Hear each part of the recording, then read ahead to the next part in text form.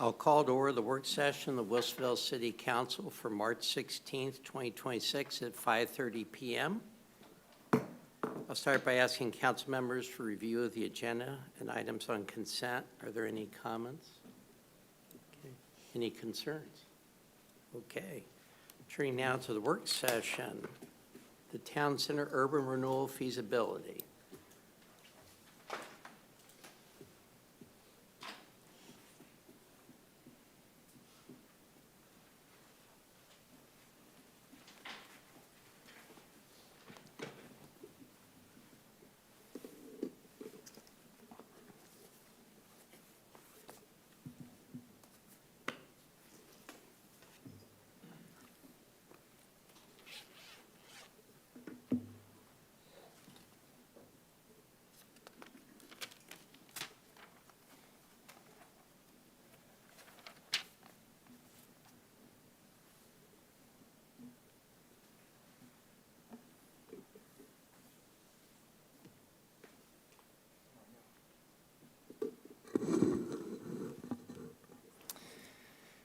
Good evening, Mayor O'Neill and City Council. Thank you for the opportunity to be here tonight and visit with you about urban renewal feasibility in Town Center. I'm joined tonight by Nick Papanuck with Tiberius Solutions.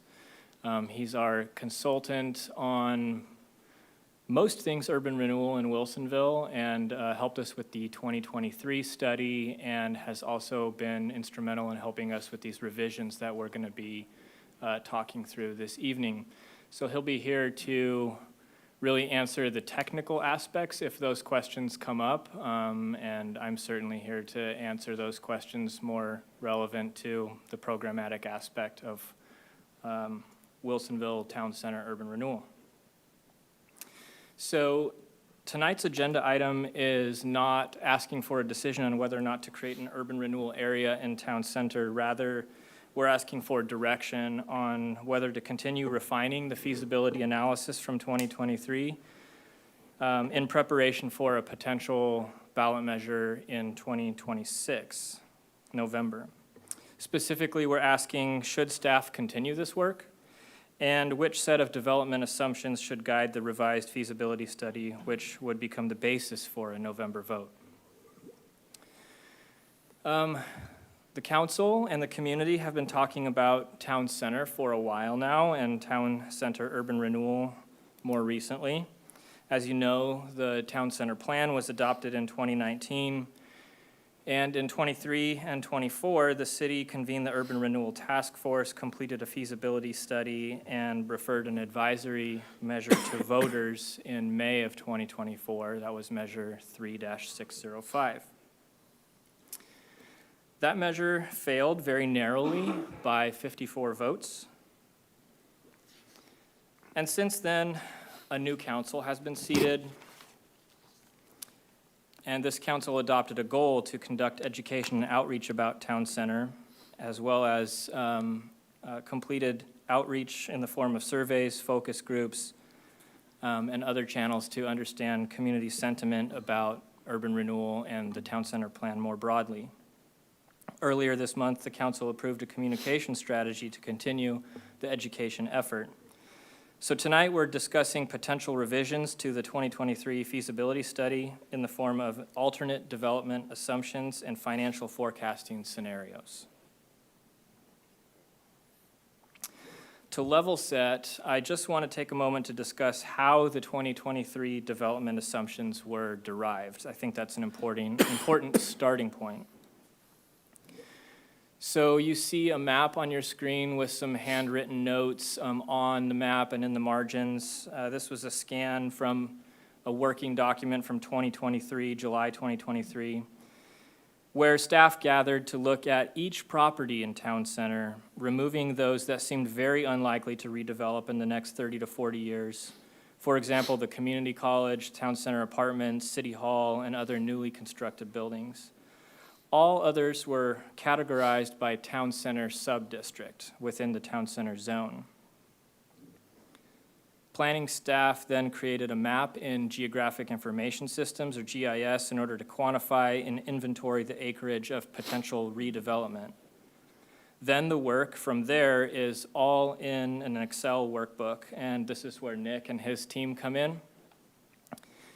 We went through the exercise of really taking a look at where redevelopment potential was, made some assumptions about a lot of different things, including floor area ratios, right-of-way dedications, unit sizes, and other factors that you see in the tables to your in the attachments to the staff report tonight.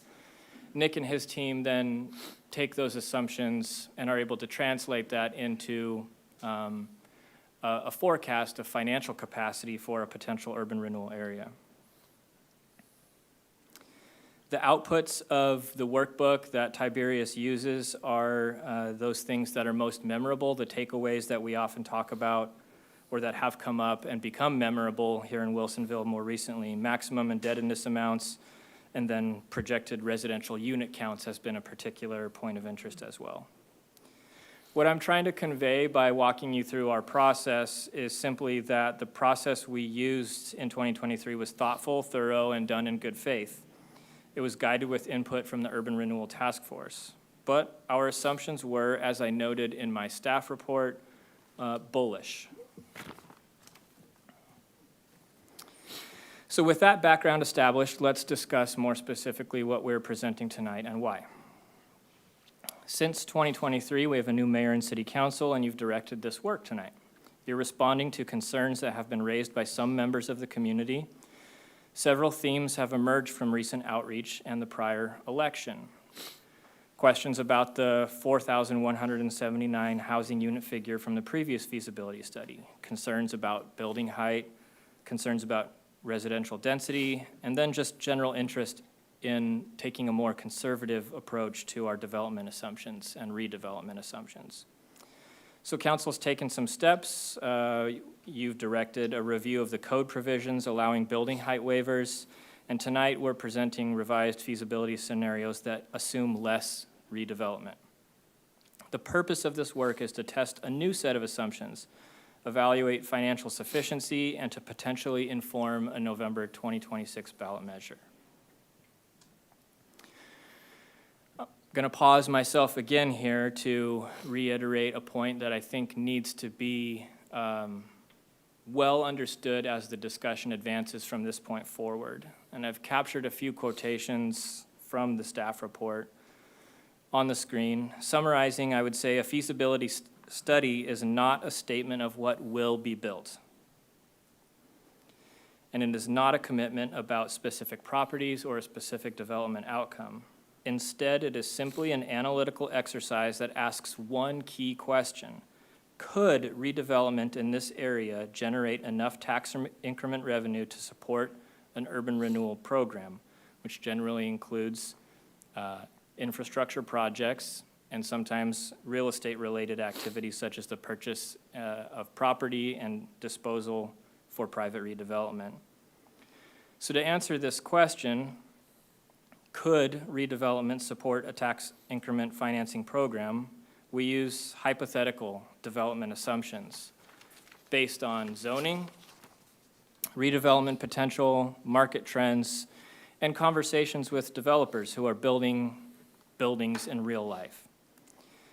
What we know is that actual development will almost certainly look different than what we project. Property owners, private property owners, ultimately decide what gets built and when.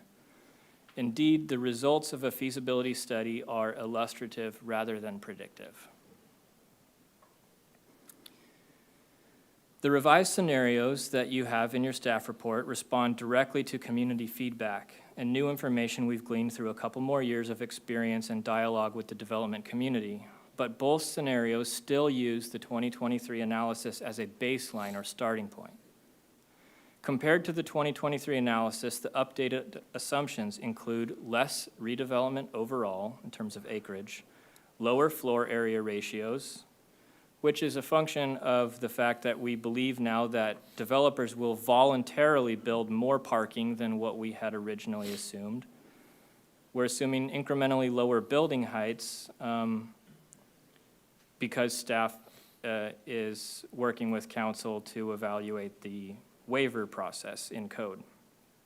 We're assuming larger residential unit sizes, incrementally larger, again, based off of conversations with developers and pre-application meetings, and then a slightly smaller ratio of residential space to commercial space in mixed-use buildings. The two scenarios presented in the staff report both account for all the factors I just noted, but they differ in that they test different levels of redevelopment acreage. You can review attachment 2 to see tables that detail the differences in inputs between 2023 and what we used more in 2026, this month, this report, as well as the differences between the 10% and the 25% redevelopment acreage scenarios. This is small, and so for those that are viewing from a distance, I apologize. We can zoom in if we need to when we get to the discussion portion of this agenda item. But briefly, scenario 1 shows a 10% reduction in redevelopment acreage in town center. This yields some 2,381 residential units over 30 years. Again, with the understanding that those unit counts are an output of what inputs we have assumed. 2381 is not an input that staff has derived, but rather we've looked at the redevelopment potential, quantified that in terms of inputs, and the number of residential units is an output of the Excel exercise. For maximum indebtedness, in that first scenario, we're looking at $89.8 million, and that's in 2026 dollars. Scenario 2 shows a 25% reduction in redevelopment acreage, and that yields about 1,983 residential units. In this scenario, the maximum indebtedness would be $78.5 million, again stated in 2026 dollars.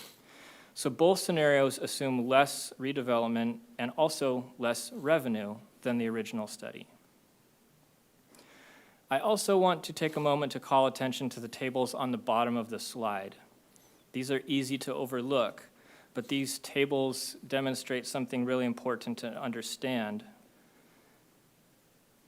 Urban renewal maximum indebtedness can be a large figure, but those funds are not available the day after the plan is established. Rather, debt proceeds are only available as the increment in the urban renewal area builds over the lifespan of the urban renewal plan. For example, under the 10% reduction scenario, scenario 1, we see that the urban renewal agency could only incur an estimated $3 million in debt for the first 5 years of the plan.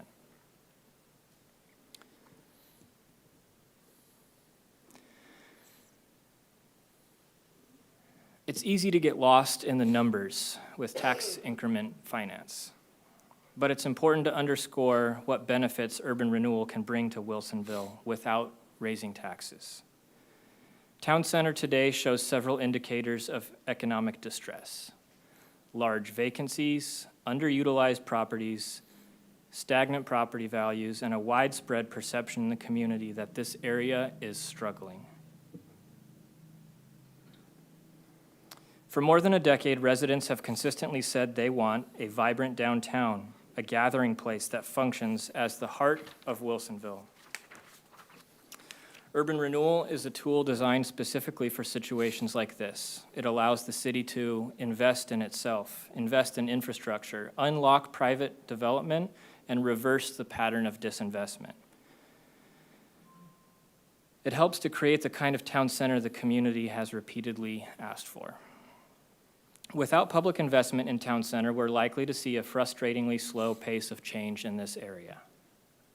Without a dedicated funding source, the vision of the town center plan is very difficult to achieve without raising taxes. The town center plan identifies a set of infrastructure investments needed to unlock redevelopment, including a main street extending north to south, acting as the focal point of town center with ground floor shops, restaurants, and entertainment. Parking solutions, which could include a parking structure. Intersection upgrades on Wilsonville Road to improve traffic flow from what we experience today. Local streets and the relocation of underground utilities. The extension of Courtside Drive to the west, and funds to catalyze development and support business retention and recruitment. In the previous feasibility study from 2023, the urban renewal share of these projects totaled about $101.1 million, or 107.6 inflated to 2026 dollars. Under the more conservative scenarios presented tonight, the total borrowing capacity would be lower. What that means is that not every project could necessarily be funded, but staff still recommends keeping the full list of projects. This is common practice in urban renewal throughout the state, as the list of projects functions more like a menu of potential investments that can be implemented over time based on opportunity, partnerships, community priorities, and available funding. Tonight, staff is seeking direction, not a final decision. Specifically, should staff continue refining the feasibility study in preparation for a potential November 2026 ballot measure? And if so, which development scenario should guide that work, or should staff test a different set of assumptions? Your direction will allow staff and consultants to refine the analysis, continue community outreach, and prepare clear information for both council and the voting public. To stay on track, council work sessions on April 6th and April 20th could be used to further refine the feasibility analysis exercise. Ideally, council would provide direction on a preferred scenario by April 20th. That timing allows adequate time for a comprehensive revision to the feasibility study document and potential ballot measure language.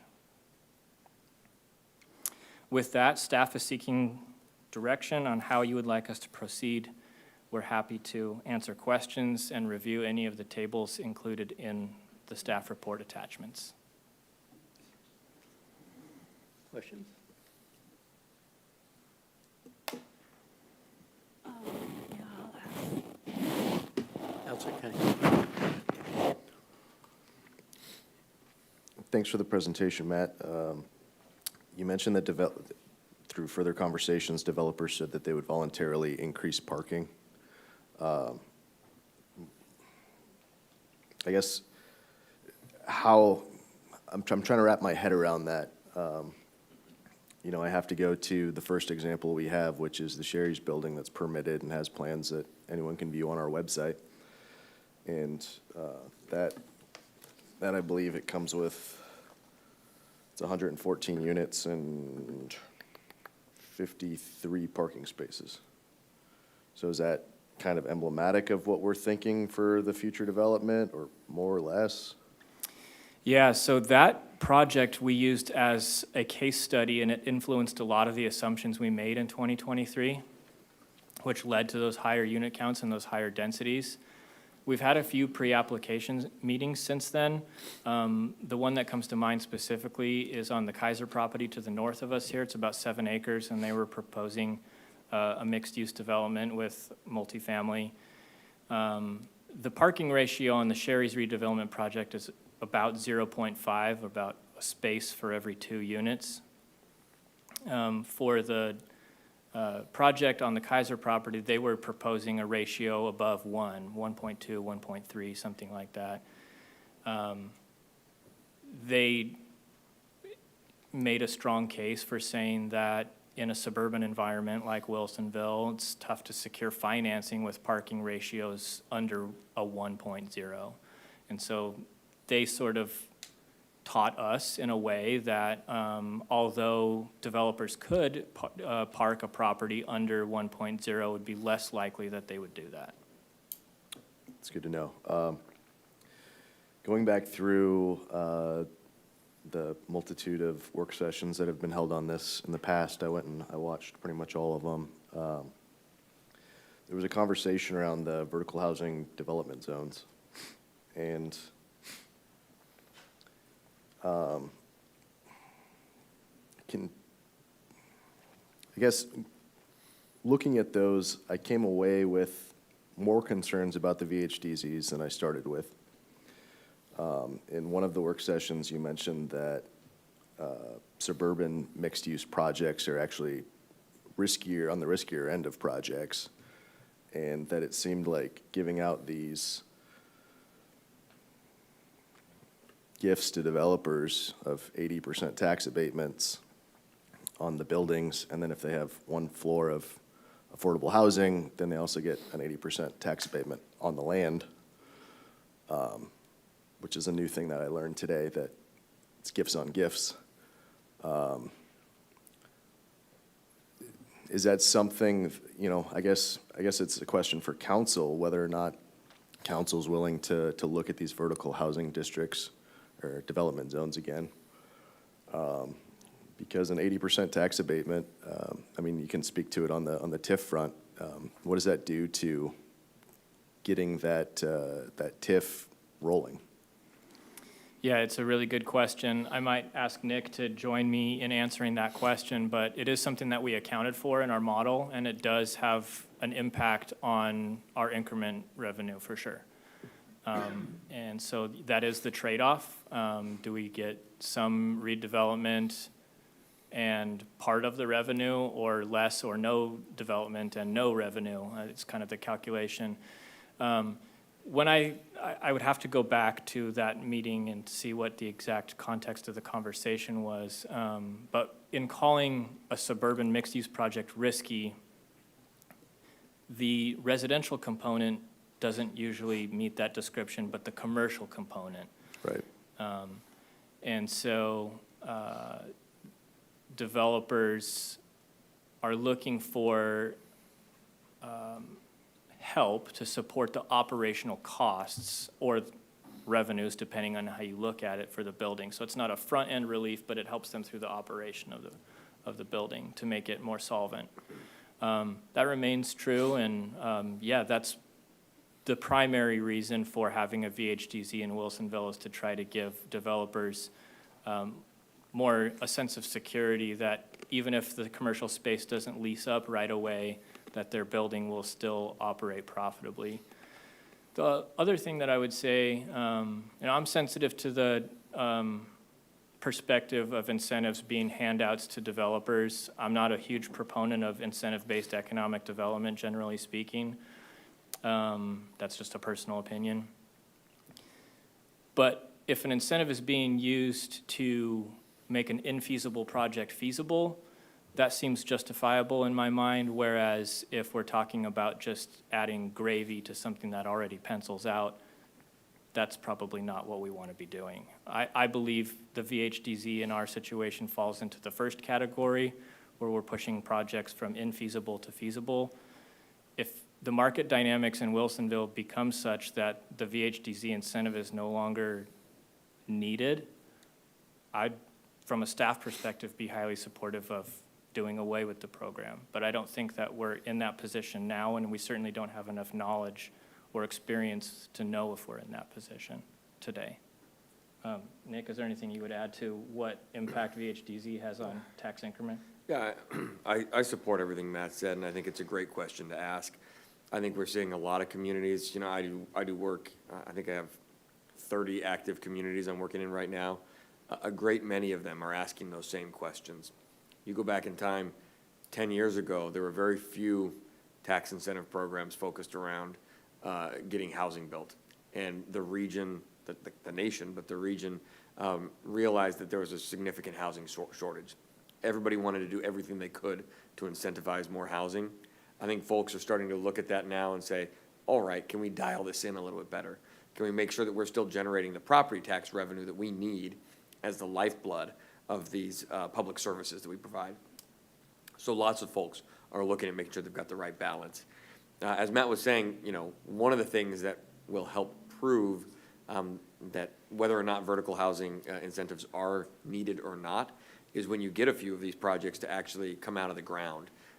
So if your town center does have completed projects, they don't just have hypothetical rents on a spreadsheet. They have real rents that they're charging to real households. And that's going to set the market. What is market rent for a new product mixed-use development in town center? Once that rent has been determined, that's going to really shift the financing discussion for the private developers that are looking at the town center. If folks are able to get market rents that are at a certain price point, they're going to have projects that are going to be penciling without additional incentives warranted. The early adopters, the first folks in the door, are often setting that price point, and their lenders and financiers are a lot more skeptical that they're going to be able to get the numbers that they're hoping to get. But once you have a few of those projects in here, the market is set, and you could find that there certainly is no longer a need for these types of incentives. Okay. City Council President Berry. Yeah, thank you for the report. It's helpful. So the question on the table is, do we prefer scenario 1 as opposed to scenario 2? And so can you help me understand the advantages of one over the other? Or is it just pretty much reduce the number of residential units because of the outcry that we've been hearing from the public? Yeah, I don't know if I would frame it as advantages, but the council has expressed a desire to be responsive to what has been expressed. So if there is advantage, it is certainly that the council is being responsive.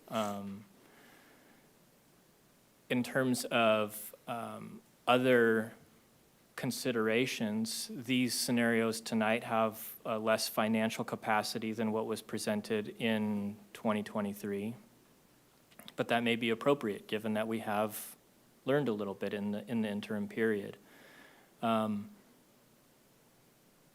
So, I mean, to state the obvious, the 10% reduction scenario, scenario 1, has more financial capacity than scenario 2. To the extent that you see that as an advantage, then I would say scenario 1 is the more advantageous plan or scenario. Matt, to add on to that, the previous ballot result, 54 votes, showed the community basically completely split on the issue. In my experience, in literally hundreds of other urban renewal areas that we've worked on, the community rarely has a strong opinion about urban renewal. The community has an opinion about the vision that urban renewal will implement. And so we see that the community was split on that vision, the way that it was pitched the last go-around. So communicating a different vision for the downtown here is really what these different alternatives are looking at. Neither one of them controls the future, but it's setting those expectations. What is the community planning for? What is the city planning for in terms of the amount of units here? And which one of those visions do we think is going to be the one that the community most wants to see take place here? And of course, balancing that against the financial capacity, because the financial capacity is the one binding element of picking one of these alternatives right now. You can't control exactly how many units get built in the future or which projects are funded in which dollar amounts at some specific point in time.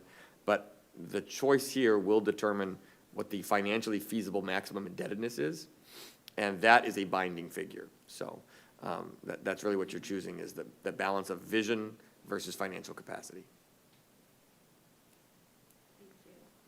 Councilor Skoll. Two questions. One regarding parking. First regarding parking. Is the parking, there's been a lot of discussion about that, and how much and not enough. Is the parking external to the structures, or is it actually internal to the structures, or both? Where the parking might be on a couple basement floors versus surrounding the units. I want to make sure I understand your question. I think your question is, where's the parking going to be in the future town center? Perfect. So it's going to be a little bit of a mix of everything. There will be, ironically, more streets in the future town center. To the extent that the town center plan is implemented, there will be more local streets that will all have, with rare exception, on-street parking. Whether that's angled or what's the word I'm looking for? Parallel parking, thank you. There could be instances where a developer elects to put it underground, like we see in some cases in Lake Oswego. That's usually cost prohibitive, especially in a suburban environment, and that may be where urban renewal could help offset some of those costs and bring an infeasible project into that feasible status.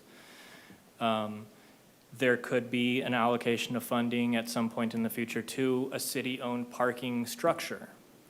And then I guess the fourth source of parking is that developers will put it on site, either in a structure or on the surface or sometimes they call it tuck under, where there's spaces that come partially under the building.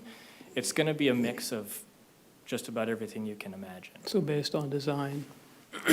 Based on design, yeah, but it's important, though, to remember what I was stating earlier, and that is that developers are saying that in order to secure financing for projects in a city like Wilsonville, that's not downtown Portland, they're going to want to provide a fair amount of parking for their residents or for their customers on site, perhaps more than we had originally anticipated in 2023. Okay. Incentives, are the incentives adjusted over time? You know, the incentives that are awarded early on, are they adjusted over the time, you know, over the next 20 or 30 years? And then the incentives themselves, are they adjusted from, you know, from what someone early on in the project might get versus someone, you know, 20 years down the line? Are they modified, adjusted, and, you know, how does that work? Are you speaking specifically about the vertical housing incentive? Yes. So the vertical housing program is authorized through state statute, and it's administered locally. So hopefully that makes sense. I'm not speaking in too jargony. It's allowed by state law. It used to be managed by a department, I can't remember which, at the state level. It's been since decentralized to cities to operate on their own. With that decentralization, they also allowed cities to create some of their own rules. To that extent, we have influence over the program, but the baseline structure of the incentive, how much is offered and for what, and how you calculate that incentive, that is in statute, and unless it's changed in statute, we can't influence that locally, either now or at any time in the future that I'm aware of, unless, again, that statute were to change. Okay. So there's, if I understand what you're saying, from a local perspective, there's not that much flexibility in the incentive system, correct? Yes, we influence more the rules for eligibility, project eligibility, but once a project is eligible, it's really the state financial framework that is applicable. All right. Anything you would add to that? The only thing I would say is that these incentive programs, in our forecasts, they're static. In the real world, they change frequently. And I mentioned there are a lot of communities out there that are looking at fine-tuning the way their incentives work. So I wouldn't be surprised if there was a collaborative effort at some point in the future to give cities a little bit more leeway to dial in these incentives to fit them better. Right now, once you're in the program, the magnitude of the incentives, the timing of the incentives, that's all set by the state. It would be nice for cities to have more control over that, and you aren't the only ones that would find that beneficial. Thank you. Councilor Cunningham. So to clarify, does the state sets that 20% per floor? Right. Okay. I guess getting to the question that you came here to ask tonight, my criticisms of this all along have been that the plan that was approved in 2019 says 1,600 residential units. In a work session or a council meeting, I think it was 4 weeks ago, I asked, well, what can we do to ensure that the plan that we've promised our citizens is the plan that we deliver? And the answer I got was basically, there's not a lot we can do about that, that there's legal issues and takings issues and things like that. And so, when we look at this financial feasibility study and the numbers, as if for anybody who's interested, there's all the meetings are linked on this agenda. You can go back and you can watch all the work sessions, and you can see that at the beginning of 2023, I think we started with somewhere between 18.5 to 79 at the low end and $79 million at the high end of capacity of 2023 dollars that we were looking to take on. As that year went on and as we got to September, that number jumped to $101 million in capacity, which also happened to be the maximum amount of indebtedness that we could take on without requiring concurrence from our taxing districts, without going back to our fire department, the library, schools, all these different taxing districts, and ask them for concurrence to let us take even more on. Am I right so far? All right, we'll come. I would just say it didn't happen to be that number. The financial forecast was constrained by that limit on maximum indebtedness. So if that limit didn't exist, we would have been forecasting greater potential capacity in that same time frame. That was limited by that number. Right. Yeah, I remember that being said as well, that it was actually, could have been higher unless we went for concurrence. And if we Right. got concurrence, which was also said that it was a political hill to climb to try and go get these taxing districts to give us the go-ahead. So that number was the maximum number. But looking at that, though, that's quite a jump. And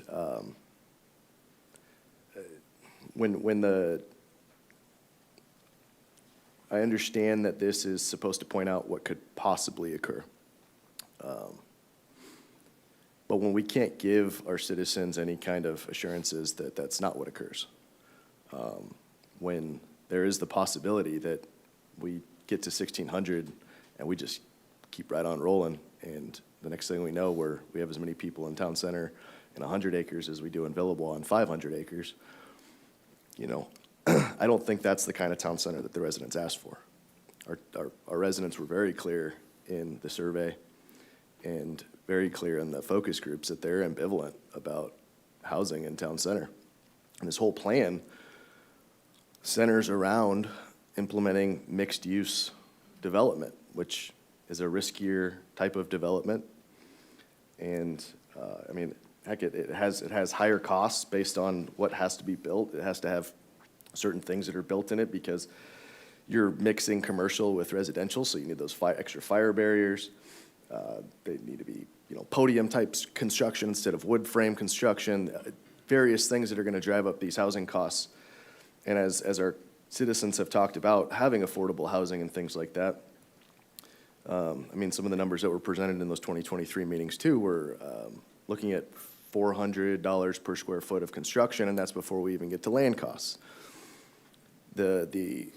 We've heard conversations about people wanting home ownership, and based on the numbers that are in this agenda packet, I mean, condos are right at the bottom, right along townhomes.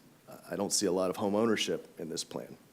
So I don't think that it's accurate to say that this town center is what our residents asked for. I know that we did an incredible amount of outreach back in the late 2010s, but outreach doesn't equal a proper conclusion. And I think that the outreach was great. The conclusion that was drawn from it was not quite as accurate as many people in town would have liked. And so, I mean, if there's any way that the financial feasibility study can help to limit, to ensure that we get closer to that 1,600 unit, I guess that's the long way of saying that I'm fully in support of option number 2, which it says that 1,900's a little bit more of a feasible number. So that's where I stand. Thank you, Councilor Cunningham. Any other thoughts? Okay, let me weigh in. So I know, Matt, I'm just looking at item A, you know, which is the summary of units of new residential construction. So like Councilor Cunningham has mentioned, you know, I was focused on, I have community members saying, well, how come there's no more condos? But as I understand, is we're looking at the best case from a financial best use look today of the best value that this has for development. So right now, condos are facing a lot of uphill battles. Is that correct? Based on developers don't really want to put them in. There's some issues problematic for liability. Is that correct? Yeah, Oregon has some unique laws that frankly need to be addressed, but they are precluding the widespread construction of condominiums throughout the state of Oregon, and it has to do with contractor and developer liability after the project has been built. There was a recent law passed in the 2025 session that reduced that period of liability from 10 years down to 7. But the market hasn't really adapted to that. We're still seeing a very slow pace of construction of condominiums. It's a liability issue for developers. It's a liability issue for insurers who are either offering really expensive insurance or not offering policies at all. So until that's all sorted out, this model reflects that those policies will continue and condominium construction will continue to be slow. The units we have forecasted, we forecasted to be built down past 10, 15 years, assuming that maybe that these things will get sorted out and we'll see more condo construction. But yeah, I've emphasized that this is not a prediction of the future, but we do at least try to make assumptions based on what we do know. And what we do know right now is that condominiums are a hard product to build and developers are not building them. Certainly, they're allowable, and to the extent that policy has changed, I think we could see a lot more. We just don't have any assurance of that right now. Okay, thank you. From my perspective, I'm looking at this, I can understand the condo issue. I see the apartments. I've noted a dramatic drop from the 2023 projection, 4,179 to the two options. And there's a lot of confusion on that 4,179 back in the day. I'm all about making sure like OIT students have an opportunity to live here without the commutes. It's a huge issue with OIT. I'm also would like to see more, workforce being able to live here, and I can understand we need some apartments.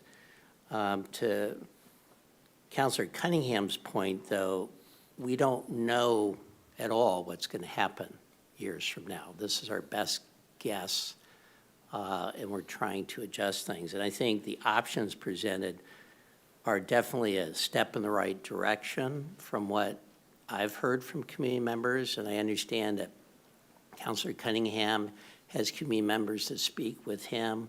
I know that other council members, including myself, have other folks that were like that first option originally, the 4,179, and others that would like to see different scenarios.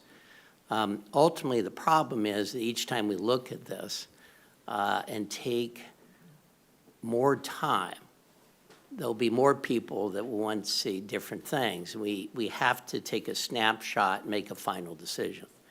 Because if we keep postponing this, everybody wants a town center. And if there's a discussion of trying to do the town center plan all over again, we're delaying development for years to come. So to me, this appears to be the better approach. The 10% rejection to me seems more feasible, but I'm still like input from the other councilors as well. Councilor Skoll. So, and the mayor reminded me of something in his discussion.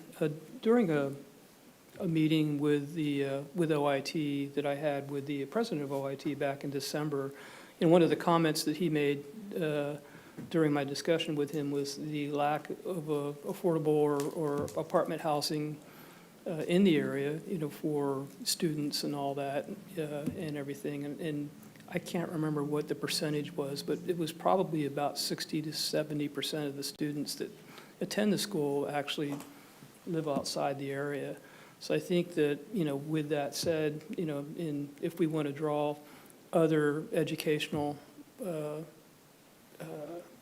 opportunities to the city and employment opportunities to the city, I think that we should consider the higher number. So I would also go with the 10%.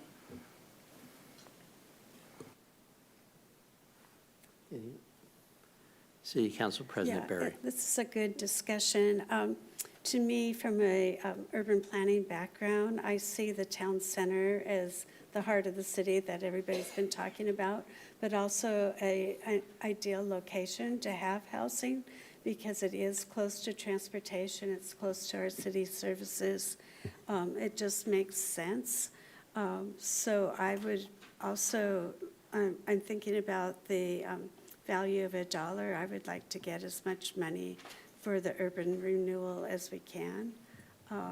So I would vote for scenario 1 with the maximum indebtedness of $89.8 million.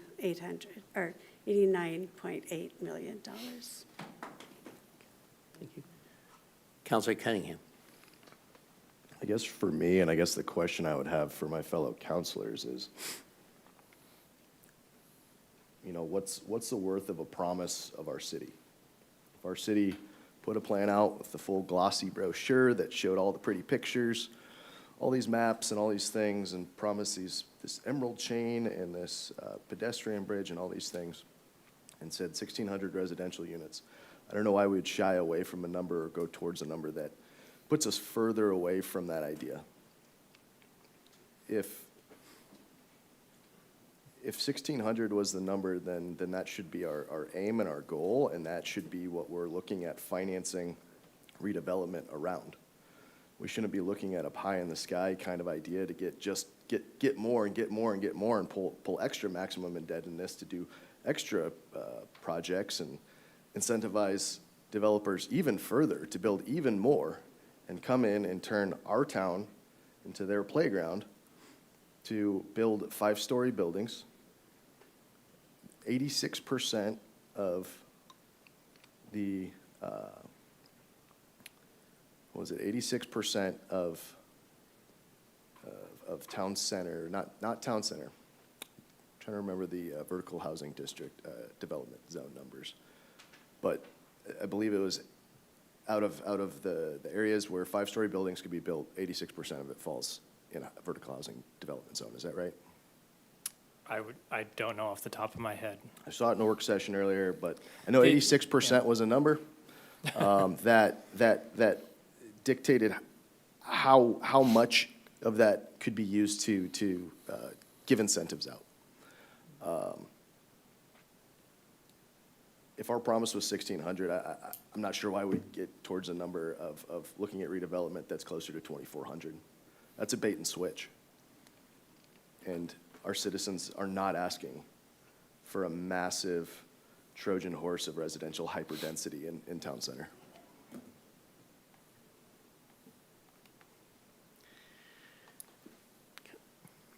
So your position is you like the 25% reduction?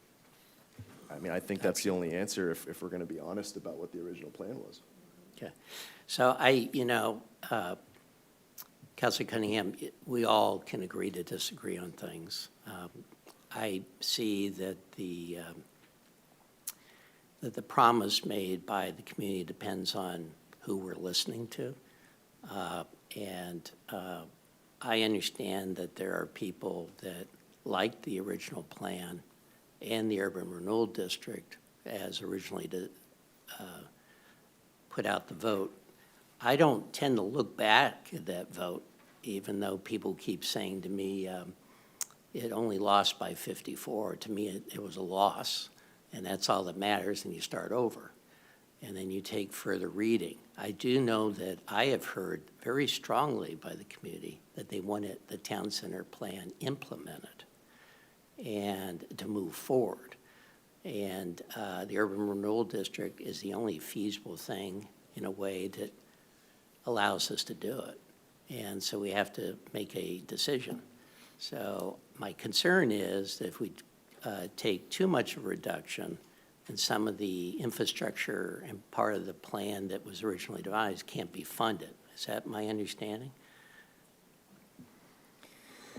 That's right. I mean, the list of projects and the dollars that we assume they will demand exceeds the amount of maximum indebtedness in either the 10% or the 25% scenarios that we have here. So I think there's a couple of different ways you can look at this. Maybe I'll just stop there. If you want me to say more, I will, but if not. Go ahead. I think you could look at these scenarios and make an argument that they're insufficient I think that you could look at these scenarios and argue that they're more than sufficient. It's a matter of perspective. It's a matter of political viability as well. If something fails at the ballot box, then we have no maximum indebtedness. There is an opportunity for amendment at some point in the future. That could be the subject of a binding vote, depending on what happens in May. There's a lot of what-ifs involved with all of this, and a lot of calculations that have to be made, both financial and political. Yeah, if the goal is to fund all of the projects, then neither of these scenarios work. But if the goal is to make meaningful progress toward the implementation of the town center plan, both of these would work. Councilor Cunningham. So we're looking at these three different options, 2023, 10%, and 25%.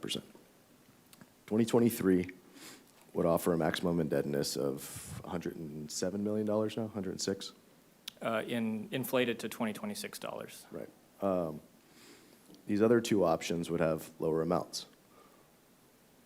Why would the maximum indebtedness go down in these two other scenarios? Go ahead, Nick. Yeah, Nick, this is his area of expertise. The maximum indebtedness is based on two things. One is the maximum limit that you can impose based on the frozen base of the area. And that wouldn't change based on how much new construction you're assuming takes place. But what changes is how much revenue you're forecasting over a reasonable time frame. So I think we said it, 30 years of revenue collection. This is showing how much maximum indebtedness we believe you could incur and pay back within that time frame.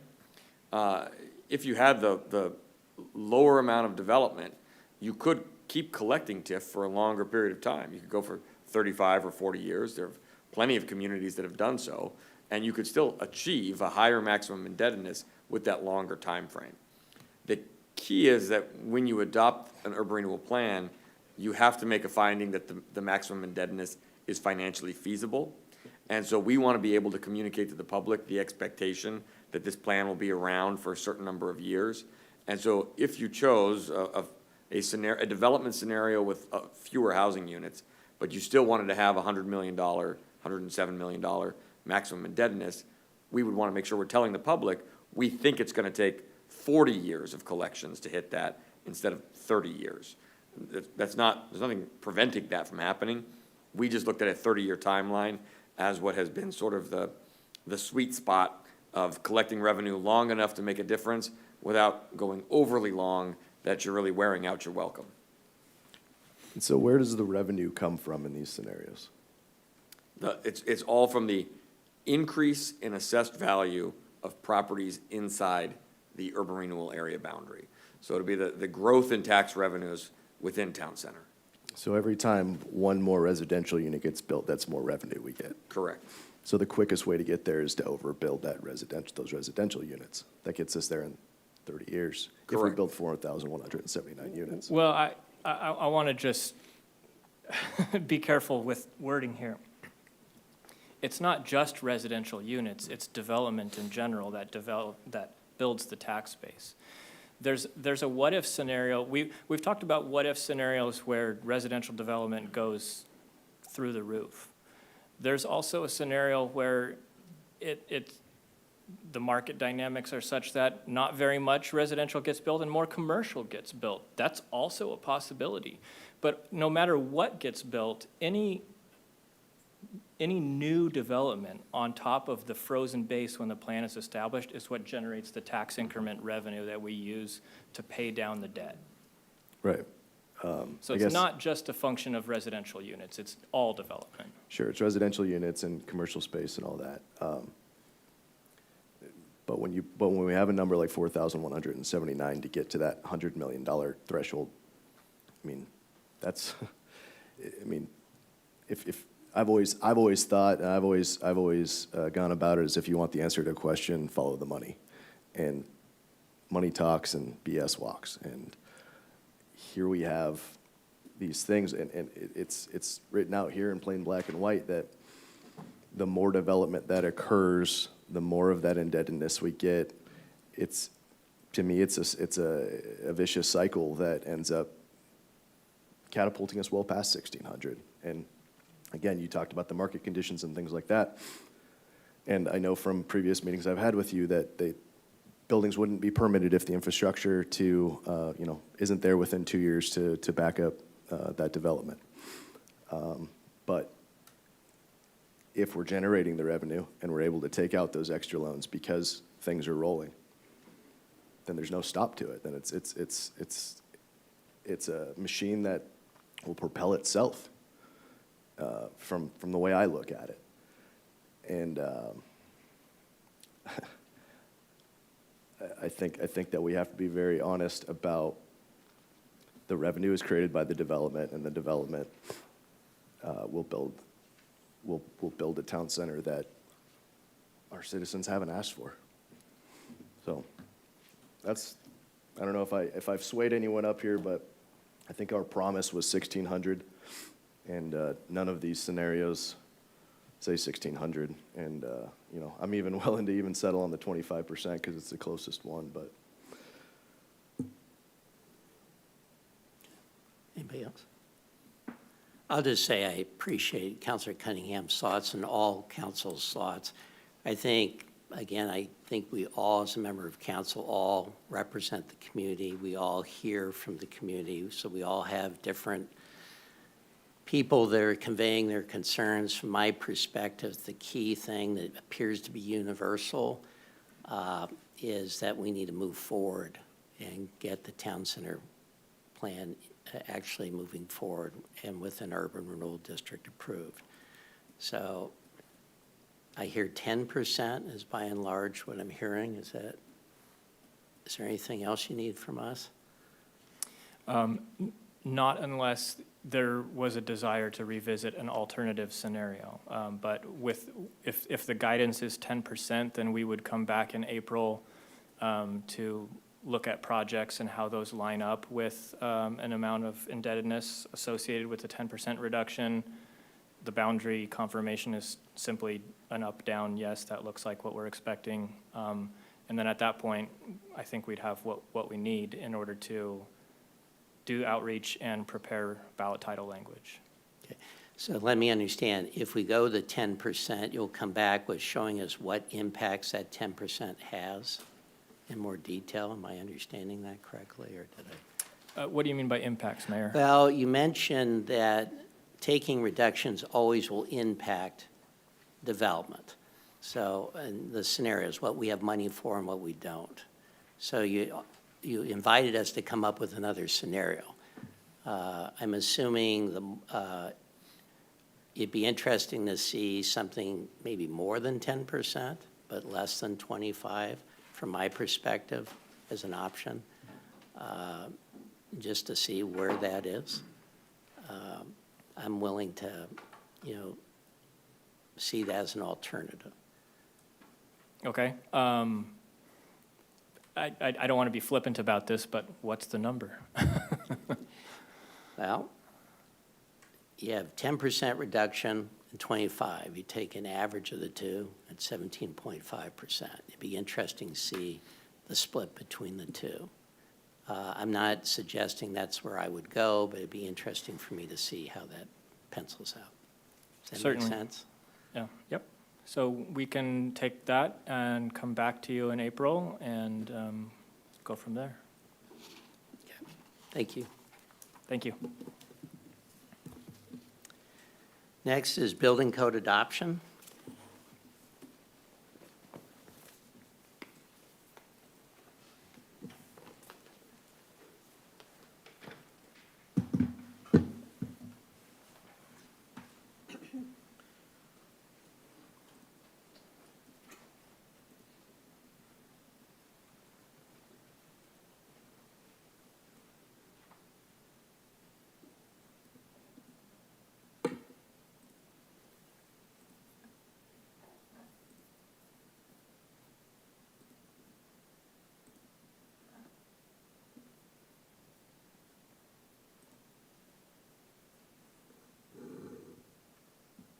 Okay. Technology works. I love it when that happens. Good evening, Mayor O'Neill and members of the City Council. My name is Dan Carlson, and I serve as the city's building official. I'm here tonight regarding the adoption of Resolution 3252, which proposes to locally adopt the 2025 Oregon Structural Specialty Code, the 2025 Oregon Mechanical Specialty Code, the 2025 Oregon Energy Efficiency Specialty Code, and the 2025 Oregon Fire Code. This is a fairly routine code adoption process that we have to go through from time to time. The staff report covers this topic starting on page 70 of your council packet. Tonight we'll hit on these 4 areas: the resolution, local code add-backs, stakeholder outreach, and perhaps in the interest of time, I may need to cut very brief the highlight of a few code changes. So by way of some background, there are 6 statewide codes regulated by the State Building Codes Division, or BCD. These codes get revised on roughly a 3-year cycle. Because of the work involved in updating codes every 3 years, the state splits the code adoption into a staggered schedule. The first 3 codes are adopted, then in roughly 12 or 20 months, the next 3 are adopted.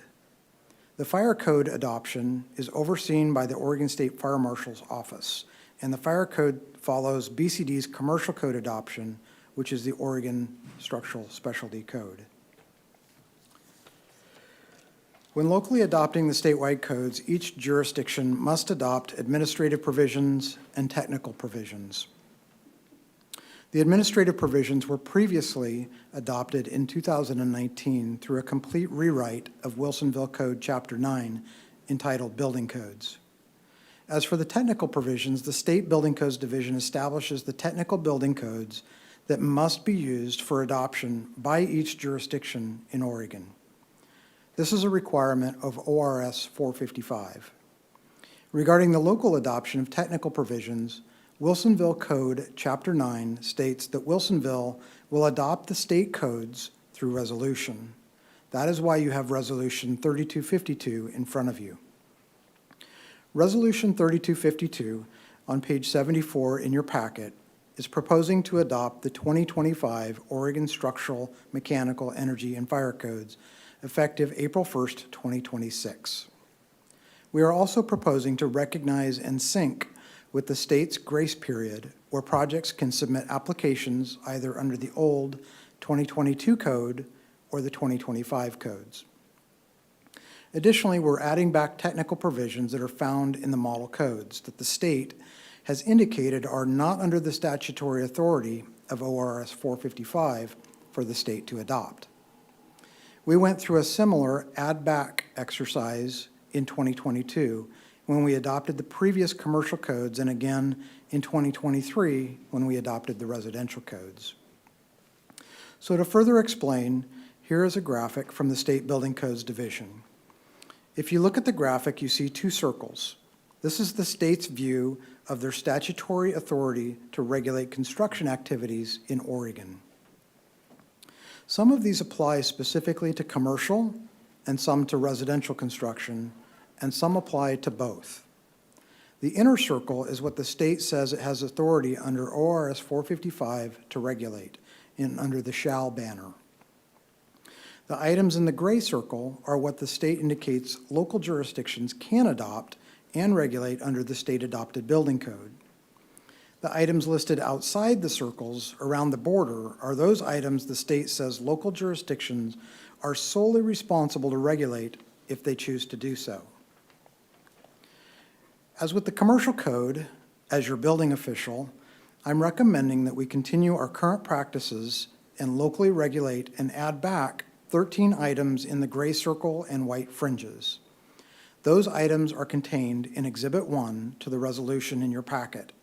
And for example, they include topics like demolition, dangerous buildings, protection of adjoining property, excavation grading, fences, retaining walls, flagpoles, and then a locally homegrown option of fire safety during construction. This came out of the Villebois fire. It was directly a result of inadequate security prevention measures around job sites, particularly high, tall wood frame construction projects. So we have local code for that now. The new 2025 codes contain some significant changes. This is one of the reasons the state has provided builders, designers, and local jurisdictions with a 6-month grace period from the original October 1st, 25 effective date until April 1st, 2026. The state has been conducting outreach and training for local stakeholders through the various state governing boards that are made up of key stakeholder groups. This is an example on your screen of the Building Code Structures Board, one of many boards, so you can see the composition of various seats on the board. The state has provided online code change training in video format. It is available to stakeholders online and free of charge for anyone to watch 24/7. And lastly, the state has provided a summary and a matrix of code changes. In order to maintain state certifications, staff are working toward completing code change training and in turn will be conducting outreach to local stakeholders. In the meantime, we have provided links and referrals to the state training through the Building Division's webpage, as you see here on your screen.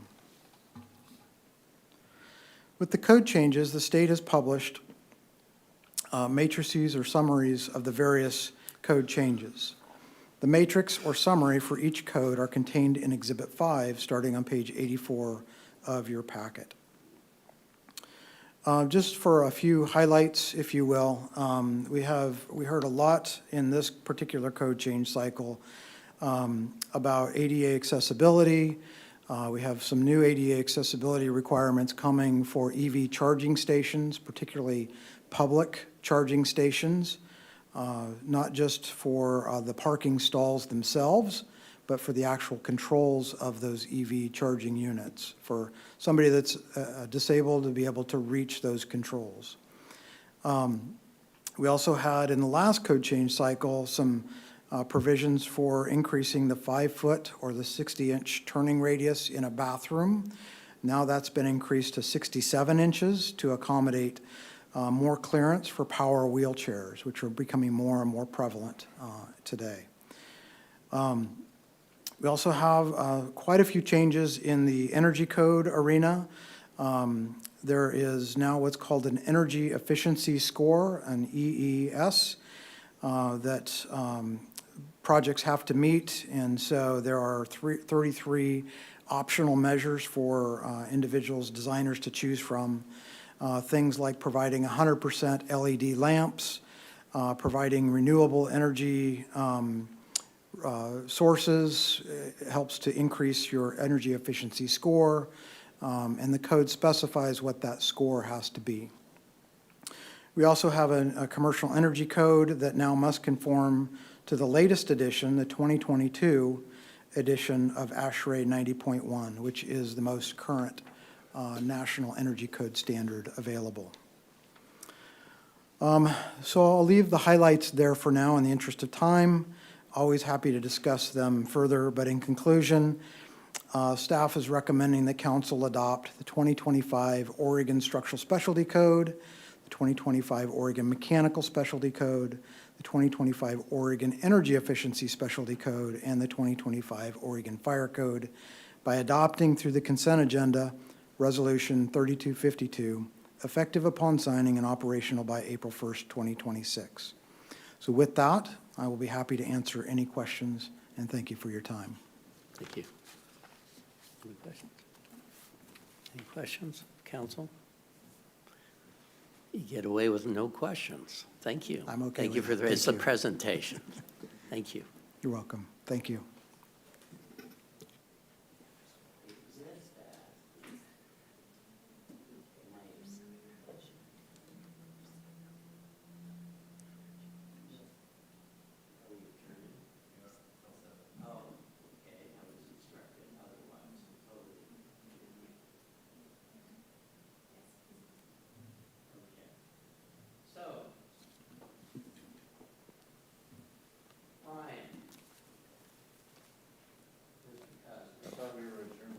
We're not. So, we want to embarrass you. So, on behalf of the council and myself, 15 years of dedicated service. Yeah. And I have some remarks that I was gonna reserve to the city council meeting, just to embarrass you more. So, but we really appreciate your service. It takes a lot, 15 years for anybody in a profession is a long time for one location. And you've led this city with heart. The staff worships you. All your prior councils have as well. And we just want to sing your praises. So, but I'm not going to let those praises be done when there's too few people here. So, Picture on the right, it was literally 128 degrees. holy cow. Where was that? That was somewhere in the desert in Saudi Arabia. Oh, my goodness. This is wonderful. Yeah, I love these, thank you. Appreciate it. Well, the staff put all this together. They told me we couldn't put it on the agenda. We should keep it, pretty mum's the word. I think this really should be brought up in the city council meeting, but you're going to be missed. You really are. Thank And you for this, I appreciate it. and how fitting to have it just before St. Patrick's Day, which Yes, sir. your green is a little bit better than mine. Anybody else want to add some words and thoughts? Counselor Skoll? 15 years is a long time. Where So, the hell did you what a- get that picture? Sorry, Sam. That's all right, that's all right. That's where spouses probably come in. Okay, none of Or this is all a family, surprise. Sorry, Sam. No, I just want to thank you for your time. It was a pleasure working with you, a pleasure learning from you, and I think you've done a great job, and we're going to miss you. Thank you, Sam. And, please enjoy retirement. It is an adjustment, Yeah. and so adjust slowly and work your way in and have fun with it. Thank you. I learned that from Scott Starr today. He took me out for lunch, and we go way back. And he told me it's going to be a 3 to 6 month adjustment Yeah. process, so Probably a little longer. Longer. maybe, yeah. Congratulations. Thank you, Yeah. Sam. Appreciate it. Council President Berry?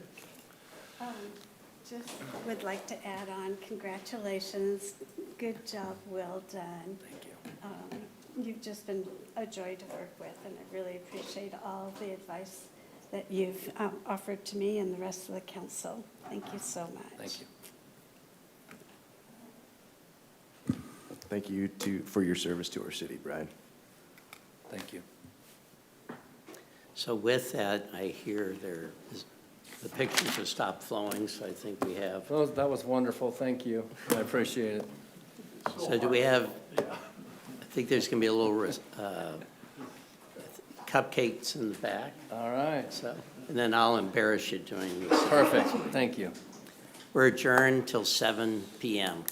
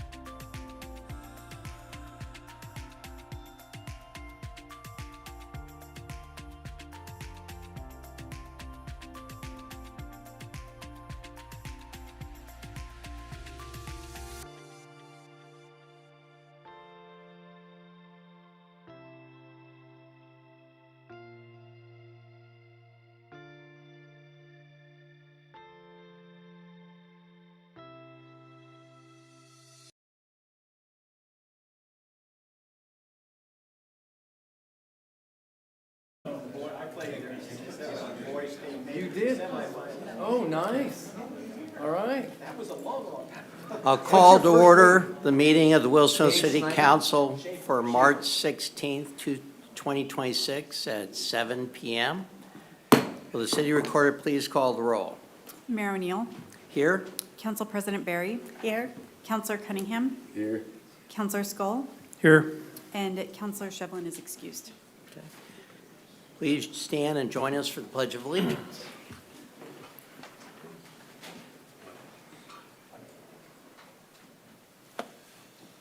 I Pledge allegiance to the flag of the United States of America and to the republic for which it stands, one nation, under God, indivisible, with liberty and justice for all.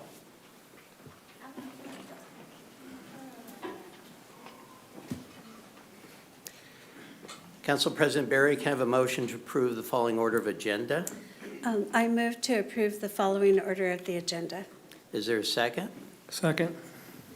Motion's been made and seconded. All those in favor say aye. Aye. Motion passes 4-0. Tonight marks the final city council meeting for our city manager, Brian Cosgrove, before his retirement. The role of the city manager is not always visible to the public.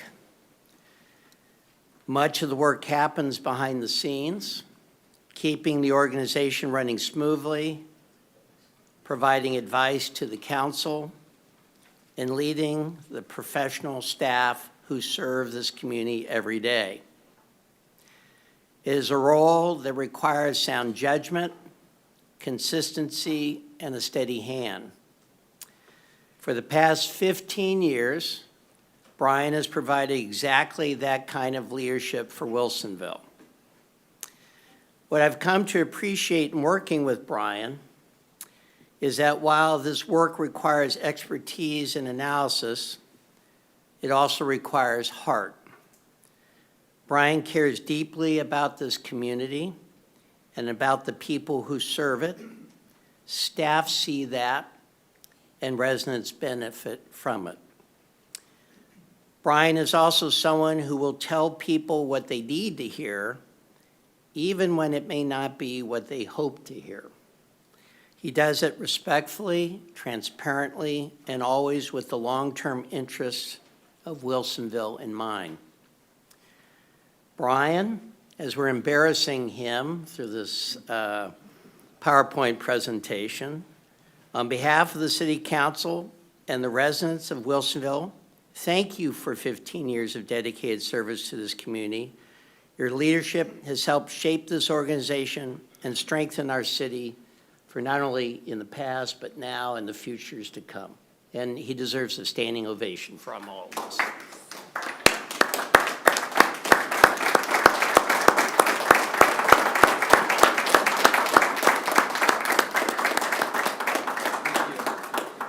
I should have said we should stand for 10 minutes just to see him get embarrassed. Do you have any thoughts? I do, Mayor, so I'm going to get rid of my city manager's business right now and Oh. just, as I reflect on the last 31 years and the last 15 years here, the things that I will remember most are people, not projects or sewer plants or senior centers or any of that stuff. There's been plenty of infrastructure projects, but I just want to say thank you to everyone in this room and to folks that brought me in as the city manager from Silverton, that first city council that said yes to me, and to all the elected officials I've had the pleasure of working with ever since then. You all do an amazing job. You have different perspectives, different values, but at the end of the day, you're always seeking to do what's right by the community. And the thing that I've appreciated particularly about this city and the city councils and mayors that I've worked for is that even if you disagree on something, you figure out a way to move forward to the next thing. And I think that's what any community should and should, or could and should expect of their elected officials. So I just want to say thank you to all four of you. I didn't really get a chance to get to know some of you as much as I'd like to, but I do appreciate what you do. It's not an easy job. Your life can change overnight when you get elected because people want to tell you how screwed up the city is on this issue or that issue, and you never please everybody all the time, right? But local government depends on good people like each one of you to raise your hand and carry out your oath of office. So I just want to say from my heart, thank you, and to the original council and to every mayor and city councilor I've worked for. It's been a great ride. I could not have asked for a better city to spend the last 15 years of my professional career with in Wilsonville. So I just want to say from my heart to you, thank you very much for everything that you've done for Wilsonville and to every elected official that I've worked for. And to my staff, I've said this in almost every setting that I've ever been in, and I mean every word of it. This city is fortunate for the people that we've brought here, the people that I met when I first got here, people like Martin Brown, Chris Namsu, Gina Troha. I could go down. I would leave more people out than I probably should. Ms. Guile Hinman. Everybody is in it for the right reason. They care, they're professional, they care about the community, and they're all trying to do the right thing. And so city managers don't do anything on their own. It requires the city council to give good direction, provide resources, and then it requires dedicated, professional, customer service-driven staff, and we have the best of the best. And I'm proud to have served with them for the last 15 years. So, and then to the nonprofits and the folks at Wilsonville Community Sharing and the Rotary and everybody that just pitches in, Little League. I mean, you can go down to youth sports. Everybody's building this community together. And it's been a pleasure for 15 years to be part of it. And whatever small part I had in it, anything I ever did was because of the efforts of many. So I just want to say thank you to the community. You've provided support to me and my family. And I'm eternally grateful for that support that I've received from everybody in this community. Again, I know that there's some people that maybe disagree with this decision or that, but I've always brought recommendations that I thought were in the best long-term interest of the city. And then it's up to you to dispose of those decisions, as we will tonight on several issues. So I could keep rambling on, but I won't. I'll be short, and I'll just say thank you again. Thank you to the community. Thank you to everybody in this room and to the folks that I've met throughout the years here. You've made my life richer. Thank you. Thank you. Appreciate it.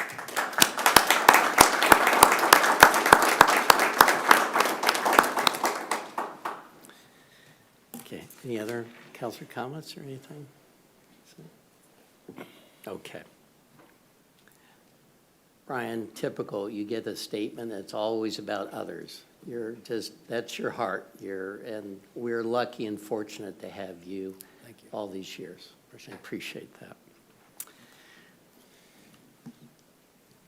I just want to take a moment to acknowledge what I conveyed in last Thursday's special city council meeting regarding the concerns of many families in our community regarding the sudden closure of the Siemens Child Development Center. The center has been part of Wilsonville for more than 30 years, dating back to the days of Mentor Graphics. Over the time, it has served generations of families. Many of the children who began their early learning there have gone on to thrive in our schools and our community. For working parents, a trusted early learning center provides more than child care. It provides peace of mind, knowing their children are safe, learning, and cared for while parents are at work supporting their families. Early childhood education is foundational. Access to quality care is important not only for children and families, but also for the stability of our workforce and the health of our community. While I understand that corporations sometimes face difficult decisions, the closure of a long-standing center like this understandably raises concerns for the families who rely on it. I've already reached out to regional partners and state leaders who share an interest in early learning and family stability, and they share in these concerns. City staff has also been in touch with the community members and regional partners. We'll do the best to work within where we're at on this. Wilsonville has always been a community that values children and families. When something affects that foundation, it deserves to be acknowledged. And the only other thing I would add is that I'm going to put the rest of my business report in the written record. I went into several meetings since our last council meeting, not last week's, but the normal council meeting, and I'll let that record speak for itself. The next city council meeting will be on Monday, April 6th, starting at 7 p.m. There is nothing in communications, so we will now move to community input announcements portion of the city council meeting agenda. This is an opportunity for visitors to address the city council on any matter concerning city business or any matter over which the council has control. It also is the time to address items not on the agenda. It's also the time to address items that are on the agenda but not scheduled for a public hearing. Staff will make every effort to respond to questions raised during community input and as quickly as possible following the council meeting. Please limit your comments to 3 minutes. Please, when conveying your remarks, whatever they may be, please speak to the council as a whole and not directly to any one member of council during your comments. Also, please note you can use the podium or sit at the tables in front of council. Whatever makes you feel more comfortable. Please make sure you talk into the microphone at either location. To comment before council in person or virtually, you must sign up either by completing a speaker card at the side of the room or by using the raise hand feature in Zoom. You will need to provide your name, address, and topic you will be discussing. Information on engaging with the City Council can be found on the City Council's webpage, wilsonvilleoregon.gov/City Council. As a reminder, when you begin your comments, state your name for the record and state your address, or state that your address is provided on your speaker card. Please note this is not the only way to communicate with the council or me. You're welcome to submit information in writing or via email. Additionally, I encourage you to schedule a meeting with me or any of the other councilors to discuss your concerns further over a cup of coffee. With that, I have two comments, or two citizens. John Ludlow.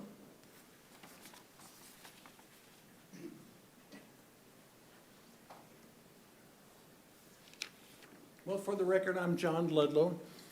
I've lived here for 50 years, and, you know, for 50 years, the City Hall has always had ways to reach me. I mean, my cell phone, whatever.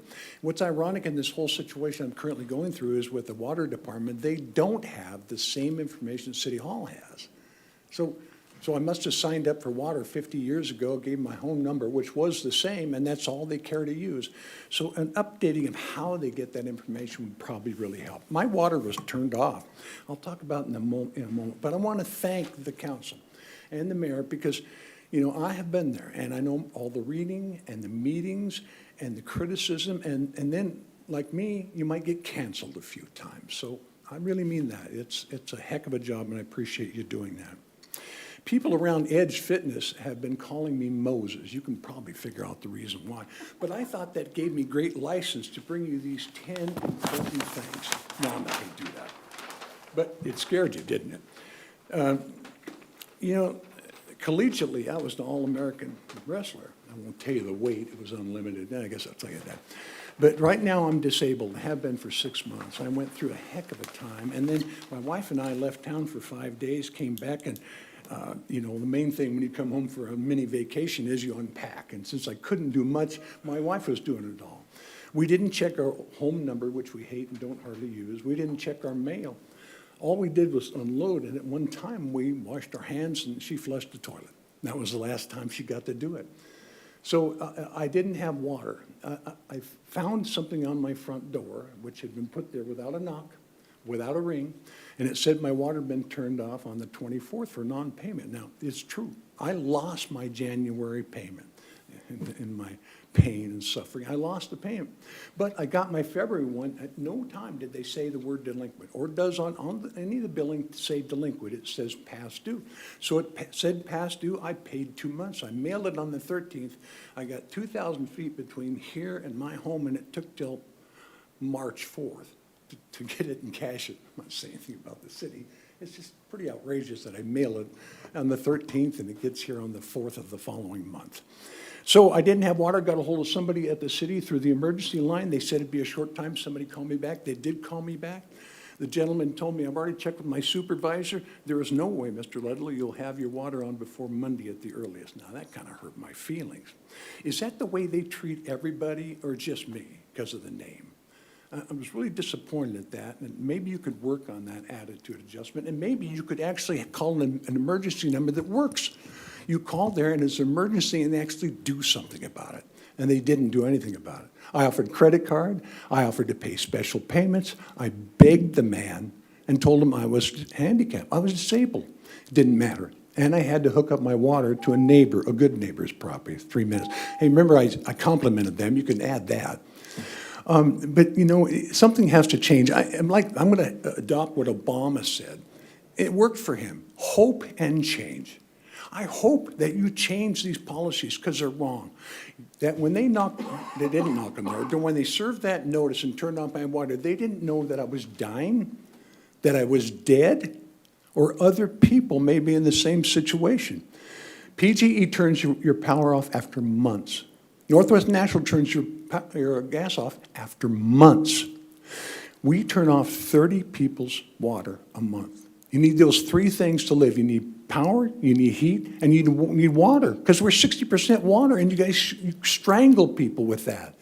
10 days after your payment's due, you can zap them, and you do, and it's got to hurt, especially handicapped people that call in time. So hope and change. Thank you very much for your time. Thank you. Tristan Rowland.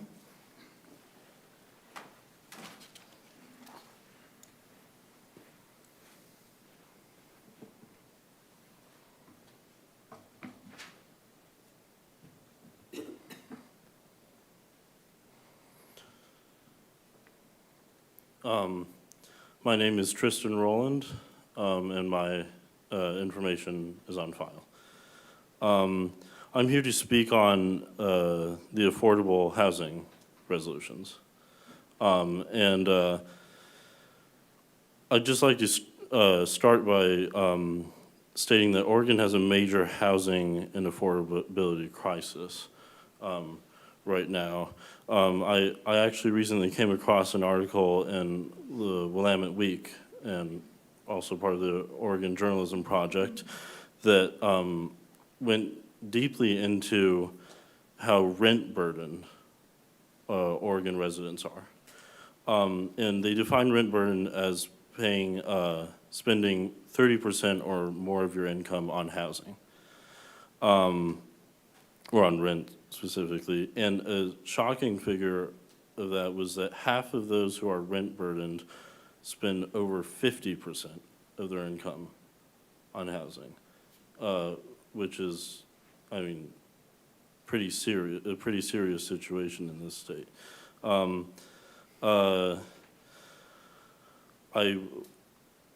These amendment or these resolutions seem to be a no-brainer to me. It'll provide housing. It'll push us in the right direction to providing housing for potential workers or current workers in our community. And it hadn't occurred to me, but mayor or members of the council mentioned students at OIT, and as a student at a similar institution, or former student at a similar institution, that's a very critical issue that every single higher education institution deals with, affordability for their students. Many cities in this state have taken it upon themselves to go through processes that involved sort of circumventing the state efforts at providing affordable housing. So the state passes legislation to make it easier to create affordable housing, and the cities sort of, using their own autonomy, circumvent them. And I think this is a great opportunity for us to be on the opposite side of the issue, which is to be a leader in providing affordable housing in this community. And I look forward to seeing the results of the vote tonight, and thank you for your time. Thank you. Thank you. That looks like it's everybody. Anybody on Zoom? Okay. The next item is our consent agenda. Will the city attorney please read the items on consent? Oh, I did it again. Strike that. Gosh, I don't know why I jumped there. City Council President Barry, do you have any councilor comments? Yes. Well, congratulations again on your retirement. Really, really proud. So it's been kind of busy. Councilor Shevlin, who's not here with us tonight, but she and I had the opportunity last week to get to call a bingo for the Wilsonville seniors over at the community center on March 4th. And it was even more fun than everybody told us how much fun it was going to be. So I hope we get to do that again soon. We also, along with my fellow counselors, we attended the Frog Pond Primary School ribbon cutting on March 11th, and that was really exciting. The school looks beautiful. I did learn that when we think about Frog Pond, that frogs represent transformation, renewal, and good luck. And I think that's really awesome that we have a primary school that has that as a symbol. Upcoming, I have the Metro Community Enhancement Committee on March 18th, which is Wednesday. And then later that day, I'm going to attend the PGE Integrated Operations Center tour. So that will be very interesting. I also wanted to announce that the French Prairie Pathway Project is going to have a community meeting in Charbonneau and the Activity Center on March 30th. And for all these announcements that are going on for activities and events in the city, please refer to the city's website for details. Upcoming events and activities for the city include on March 31st is the Hygiene Drive. The city's partnering with the Wilsonville Muslim Community Center for the third year in a row to collect hygiene items to donate to the Heart of the City and the Wilsonville Community Sharing. The drive aligns with the acts of service for Ramadan, and items needed include deodorant, shampoo, laundry soap, toothbrushes, toothpaste, and diapers. The library is also celebrating their Passport Adventure program that is going to explore all 13 libraries within the Clackamas County Consortium through March 31st. There's a spring break scavenger hunt between March 21st and March 31st, and so it's also looking out for frogs. So if you find all 16 frogs in the building, you can solve a riddle and win a prize. There's a Learn to Ride bicycle clinic between March 21st and March 26th. It's offered by our Smart Transit. And if you want to learn more skills like balance, pedaling, stopping, bicycle safety, you have to be at least 5 years old, but bring your properly fitted helmet and an appropriate size bike without training wheels and be ready to learn some skills. So on the DEI cultural calendar, there's different dates that are coming up. We want to note that March is the Women's History Month. And Tuesday, March 31st is Cesar Chavez Day. March 31st is also the International Transgender Day of Visibility. And then I also wanted to note that in the council packet that you can find on the website, there's always, once a month, the city manager has different departments offer their monthly reports. And one of the ones that caught my eye was the police department is bidding farewell to our mental health specialist, Brenda Evans. We hired her 3 years ago. She's partnered with the police department to go out with the officers and kind of help, calm down when there's some challenging situations. She's done an awesome job. We're so proud of the work that she's done. We wish her well. And then, of course, we're looking forward to welcoming her replacement. That's the report. Thank you. Counselor Cunningham. Thank you. Again, thank you, Mr. Cosgrove, for your service to the city. It's well appreciated, well earned. To just respond to some of the testimony, saw Mr. Ludlow stepped out, but I think that his situation, it does offer the opportunity maybe for some considerations for our city about what we might be able to do to change that situation a little bit. I'm not saying that the city necessarily acted inappropriately or anything like that. This policy, as our city manager informed me, has been in place since before he's gotten here.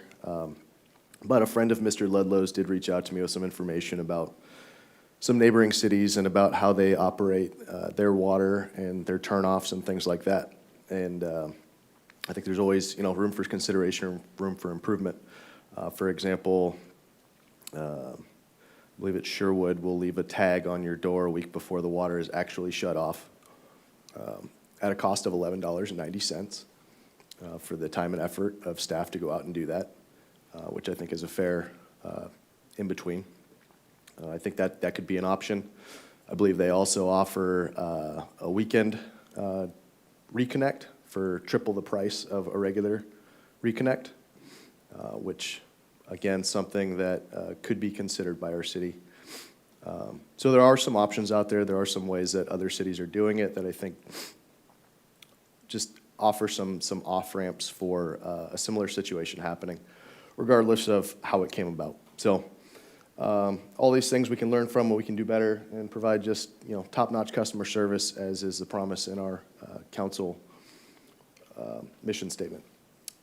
So with that, and then to Mr. Rowland's testimony, he was referring to the issues that are on our consent agenda tonight, which are to grant a tax abatement to 6 properties in the city that have lower rents to keep rents affordable for the people who live there. The tax abatements for those 6 properties, 485 units, total about $57,000. And they've been an ongoing thing in our city for several, I don't even know when it started, but for a while. I remember approving it last year. So I don't think that it's in any danger tonight, and I think it's a good program that helps to try and address some of those affordability issues that we hear so much about, not just in Oregon, but around the country as prices have skyrocketed, and we'll have more conversation about that later on this evening. So that's all I have before my voice goes away. Thanks. Thank you. Counselor Skull.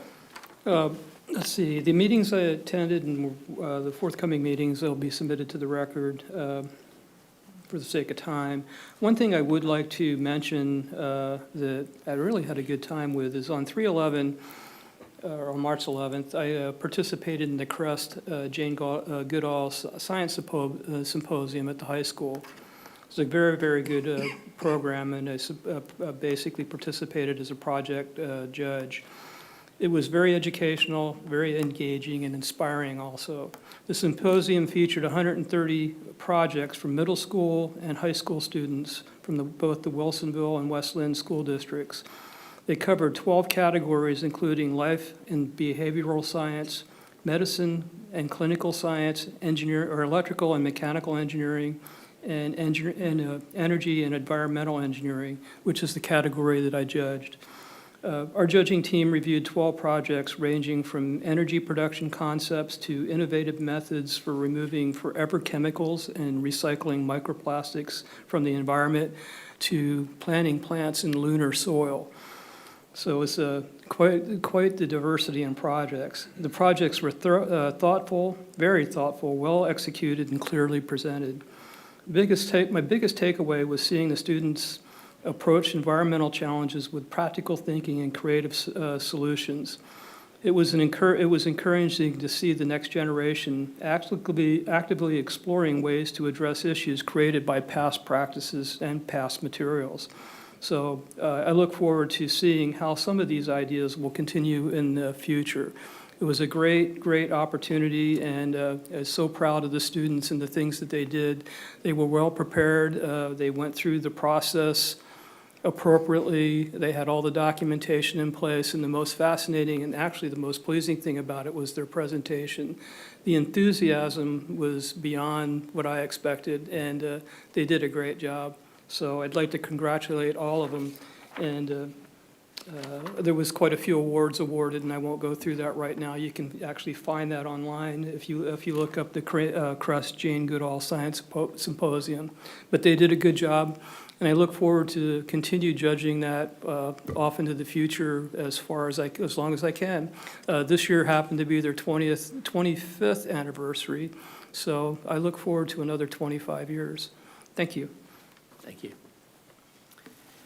The next item is our consent agenda. Will the city attorney please read the items on consent?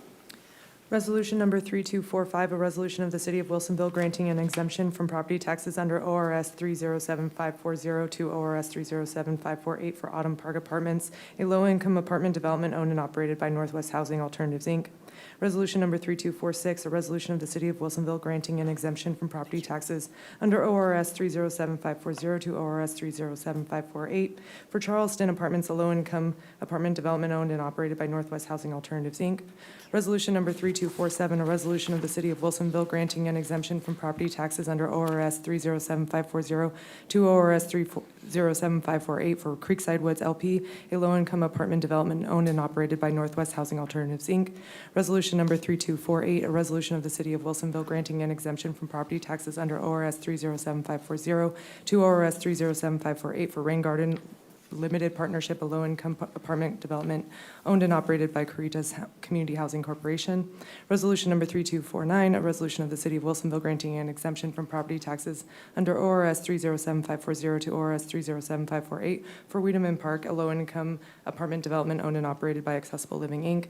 Resolution number 3250, a resolution of the City of Wilsonville granting an exemption from property taxes under ORS 307540 to 307548 for Vuela Apartments operated by Level Field Community Development Corporation. Resolution number 3252, a resolution of the City of Wilsonville adopting the Structural Specialty Code, the Mechanical Specialty Code, the Energy Efficiency Specialty Code, the Fire Code, and repealing the prior city-adopted Structural Specialty Code, Mechanical Specialty Code, Energy Efficiency Specialty Code, and Fire Code, and minutes of the March 2, 2026 City Council meeting.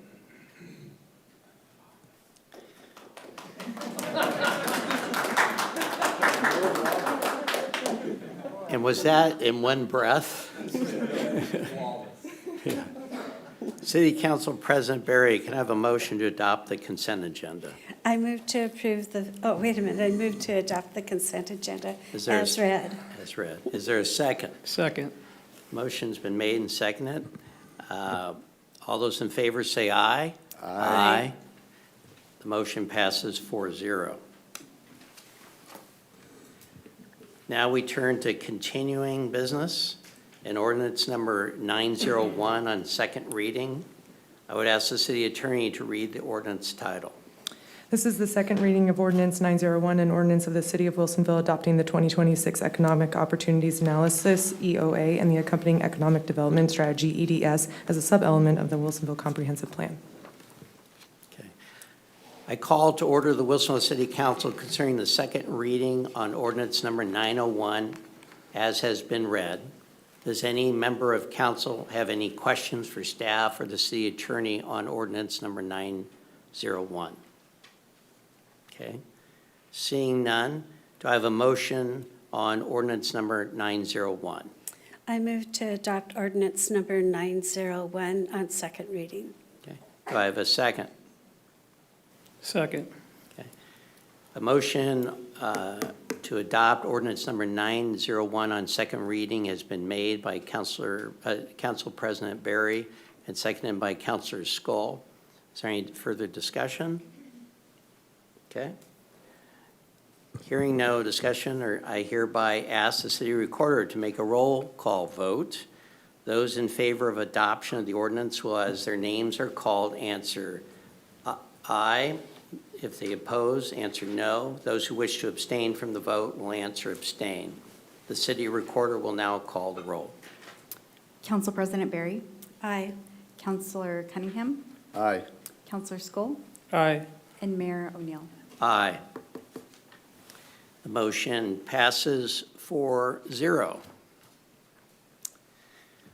Now, tonight, we will have a continued public hearing on resolution number 3229, which was continued from the December 15th, 2025 and February 2nd, 2026 meetings. I'll ask the city attorney to read the title of the resolution. Resolution number 3229, a resolution establishing and imposing just and equitable sewer user fees and repealing resolution number 2325 and resolution number 1987. Okay. The order of procedure for tonight's hearing is set out in detail in our city code. In brief, we will start with a staff report. Next, the public will be asked to provide testimony. I'll ask everyone who signed up in advance to testify first in the order in which they signed up. Then I will ask if anyone present in council chambers would like to testify. And then I will ask anyone who is on the Zoom meeting who has not testified but would like to testify to do so. For those in the audience, please fill out a speaker card and provide it to the city recorder. For those on Zoom, if you want to provide public testimony remotely during the meeting, please use the raise hand feature in Zoom or press *9 on your telephone to notify the city recorder you wish to speak when the time for public testimony is called. If you're having difficulties with these instructions, you may call 1-669-900-6833, and when prompted, enter webinar ID number 815-3605-6468. Both numbers are shown on the screen. When you begin your testimony, please state your name and address for the record, or you may state that your address is as provided to staff. After each person testifies, counselors may pose questions to me to be addressed by the person who's testified or to staff to clarify any information that was conveyed in the testimony. Once the city council has heard from everyone and the city council is satisfied it has all the information it needs to render a decision, the public hearing will be closed, council deliberates, and I will announce the result. We wish to hear from everyone who wants to testify. However, we request that you refrain from repeating testimony already given by someone else. If you agree with what someone before you has said, please provide your testimony indicating that you concur with what has been previously said. Public testimony will be limited to 3 minutes. We will time the testimony and provide you with a visual warning when there is 1 minute remaining.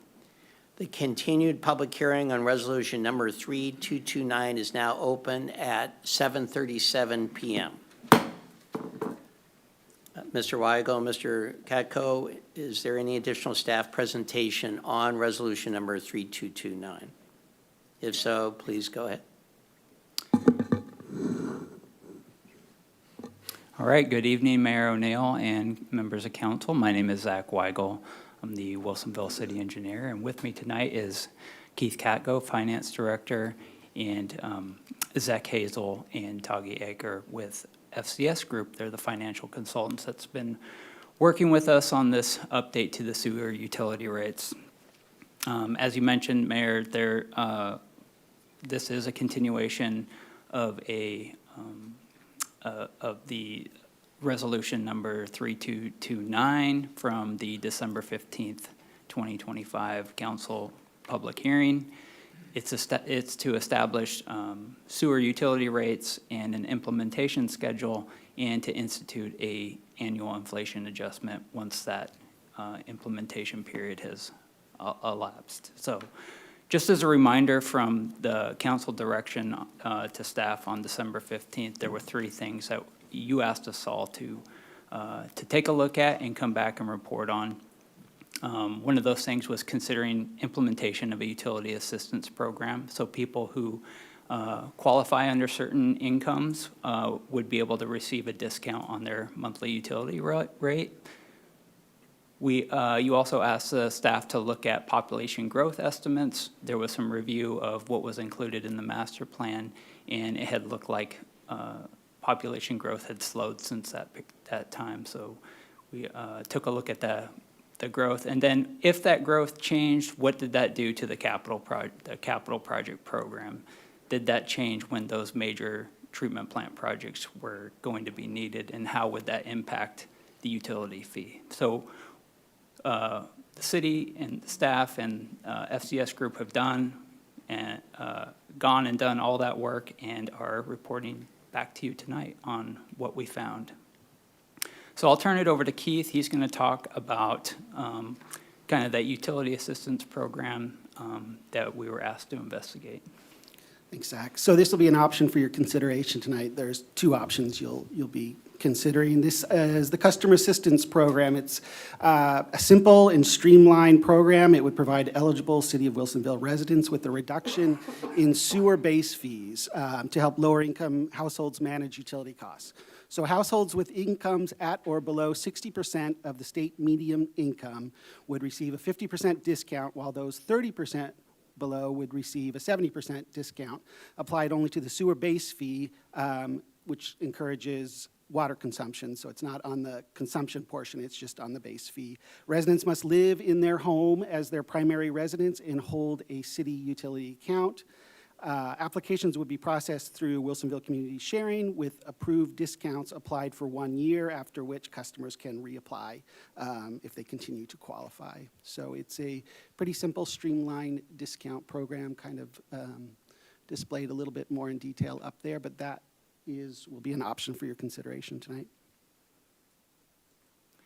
So jumping ahead a little bit, we'll have two options for your consideration for adoption. One of those options is utility rates without a utility assistance program, and the second option is with. So you'll see that the rates vary a little bit depending on implementation of that program. But I'm jumping ahead. So next, I just want to talk about the population growth review. I included this chart that's from the wastewater treatment master plan that was completed in 2023. You can see that those dots represent the actual population growth in Wilsonville between 2010 and 2022. We were hitting about 2.9% annual growth during the 2010s. And so that was what was used in the master plan to project out. Within the last few years, we know that population growth in Wilsonville has slowed. So we did take a look at what other information out there is there to help dial in those numbers and have better projection over the next 20 years. So luckily, in June of 2025, Council adopted the Housing Needs and Capacity Study. And in that study, it did look at what is the population growth going to be over the next 20 years, and it was between 1.8% and 2% annual growth. So quite a bit lower than what was in the master plan. Now, so the red line, the red solid line that's on that chart is now what that 1.8 to 2% growth is projected to be. So population growth isn't the only thing that determines when treatment plant projects are needed. So we did take a look at commercial and industrial growth that's anticipated over the next 20 years. And we looked at the components of each of the sewer that makes up the sewer that those uses discharge, flow rate, BOD, TSS.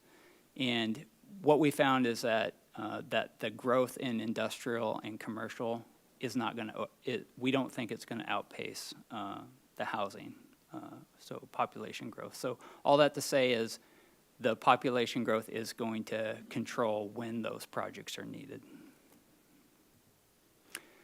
So we took that information, looked at when those major treatment plant projects are needed, and it did have a significant impact on the schedule for those projects. So I won't go through each one of these on the list, but just want to point out that the MBR Phase 1 project, that's the major treatment plant expansion that was estimated at $87.8 million. It has been, we're able to push that project out 8 years, so 2038. So that's a good thing for giving more time to implement the utility rates that are needed. We can do that over a longer period of time than what we originally had proposed in December. That's good news for the utility rates. A couple of things to keep in mind: there are cost increases associated with pushing those projects out. Because there's 8 more years of inflation, that project particularly is more expensive, right? So now instead of 87.8 million, it's projected to be 102.3 million. Also keep in mind that a lot of these projects were going to replace equipment and treatment processes that are already at the plant. So there will be some additional capital outlay and maintenance costs to extend the life of those existing equipment and processes. So all of that is figured into the new rate that FCS that Zach is going to walk you through.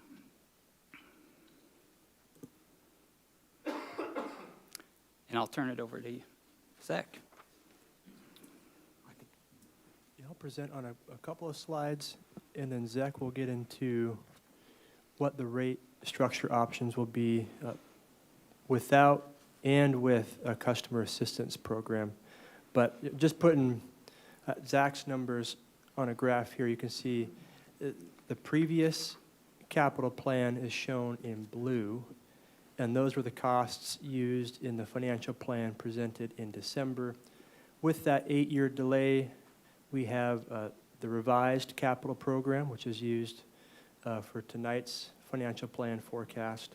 So it does buy you some time, 8 years, but as Zach mentioned, that's 8 more years of potential inflation that could push up that project cost. But that time that you do buy with the 8-year delay does have an impact on what the rates would need to be. So on this slide, we have the updated financial plan forecast.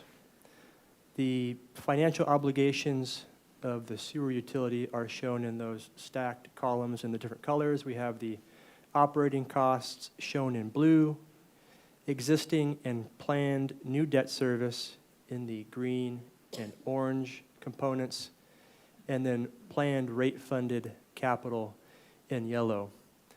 So as you can see, as you plan to execute the capital program, there's some borrowing associated with that, some cash funding associated with that as well. And current rates are insufficient to cover executing even the revised capital program. So that's where potential rate adjustments come into play. The current year's rate revenues are shown in the solid line. Those are at today's rates. And with the proposed adjustments, you can see the revenues in that dashed line would be what would be generated under the rate options that are proposed in both option 1 and option 2, which will be in just a couple of slides. Above that dashed line, you can see debt service coverage, which is a measure of the city's ability to repay its loans. Anything above 2, I'd consider to be a strong positive result, so no issues there. The other data label there is the monthly single-family sewer bill, assuming 500 cubic feet of consumption. So under today's rates, which have been in place for well over 10 years, it's about $46 per month. With that first year of rate adjustments that could go into effect as of April, that would bump up to just under $54 per month. To give you a sense of what's changed since the December presentation, if you look on the far right in 2034, what is projected to be a monthly single-family sewer charge of about $117. That was over $145 using the original capital plan. So you can see about $30 per month savings there by moving out that MBR Phase 1 project out 8 to 10 years from now. And then Zach will walk you through a couple of slides about what that customer assistance program will do to the rate forecast. So we used some conservative assumptions when we were setting up the low-income assistance program. The city hadn't quite settled on exactly the program they wanted to use when we were modeling this, so we just decided to go with something a little bit on the conservative end. So first off, as is the city's proposed policy, this would only be for customers with bills in their name, so single-family customers. And the way we did our analysis is we just assumed that those customers who qualified would get a 50% discount on their entire sewer bill. So a little bit more conservative than the city's proposed policy. As in it would be providing a bigger discount than the city's proposed policy. We tested qualification rates of the single-family customer base, basically what percentage of the single-family customer base is going to take this program. We tested 1%, 5%, and 10%. And the results of this analysis was that even at a 10% qualification, that the rates would only need to increase by an additional 0.5% per year. Kind of missing a note there at the end, but an additional 0.5% per year would be the additional cost requirement for that program. So before I show you the scenarios, I'll just remind you of what's going on with these. All of these scenarios implement the COSA, that's cost of service analysis, modifications. If you remember at our last meeting, I basically explained that single families overpaying a little bit relative to the other classes, and that means that non-residential and high strength are underpaying a little bit. And so if we implement those COSA, cost of service analysis adjustments, we actually see a slightly below the across-the-board rate increases needed for single family. So what that finally works out to be is in scenario 1, which does not include the low-income assistance program, that's flat increases of $3.07 to single-family fixed charge. And then scenario 2 incorporates the 0.5% additional adjustments for that program, and that brings the rate increases to $3.28 for those single-family charges, for example. So this next slide shows you in 3 tables the alternatives that we're talking about today. The first one is not for consideration, but for comparison. That's the rate increases under the December 15th plan. Now, one thing you'll notice is that even that lowest rate increase to the base rate is $5.05. And the base rate increase actually increases as you go into the future years. That is because back in December 15, we were assuming flat percentage increases, which means if you're applying a flat percentage to a larger rate, you get a larger base rate increase in subsequent years. That proved to be somewhat undesirable when you're dealing with big rate increases. So for these proposed options today, they have flat dollar increases, which seem to work a little bit better, especially with the stormwater rates that you guys just adopted. So that's why you'll see a big difference as you go down to option 1. We're doing $3.07 through 2030. So all of those rate increases are much less than the original proposed in December 15. And then under option 2, you're looking at $3.28, and that's all to the base rate that I'm talking about there for single family. So yeah, those are the 3 alternatives we were able to prepare for today's meeting. Yeah, a couple things I would just add on this chart is that when FCS Group redid the analysis, they came up with a 10-year implementation period, and that's a really long time to implement a rate increase. So what staff is recommending and what FCS is recommending is adopting the first 5 years of that implementation schedule. And in the next 5 years, we'll be coming back with another analysis. We'll be wrapping up the sewer collection system master plan within that time. And we'll have another set of 20-year projection on what the collection system needs are going to be. So just wanted to be clear that, the rate increases are needed to continue for a 10-year period, but tonight we're just recommending adoption of that first 5-year period, and then it will be reassessed again in 5 more years. So I know we've talked a lot about, the wastewater treatment plant and the improvements that are needed there. Just because the wastewater treatment plant master plan had been adopted in 2023, and that's really what the focus has been on this rate update. But I just wanted to remind people watching and council that this utility rate also pays for the collection system, the pipelines, and the lift stations that transport the sewage from homes and businesses to the treatment plant where it gets treated and then discharged clean water into the Willamette River. So, just like we talked about with the storm system, there's a lot of needs, pipeline needs for the sewer system. And, when it comes to the sewer system, the big issue is groundwater infiltration, right? Or surface water infiltration. Whatever water from rainwater or from groundwater that gets into that pipeline and gets transferred to the treatment plant, that's water being treated. We're spending money on and taking up capacity on water that doesn't need to be treated at all.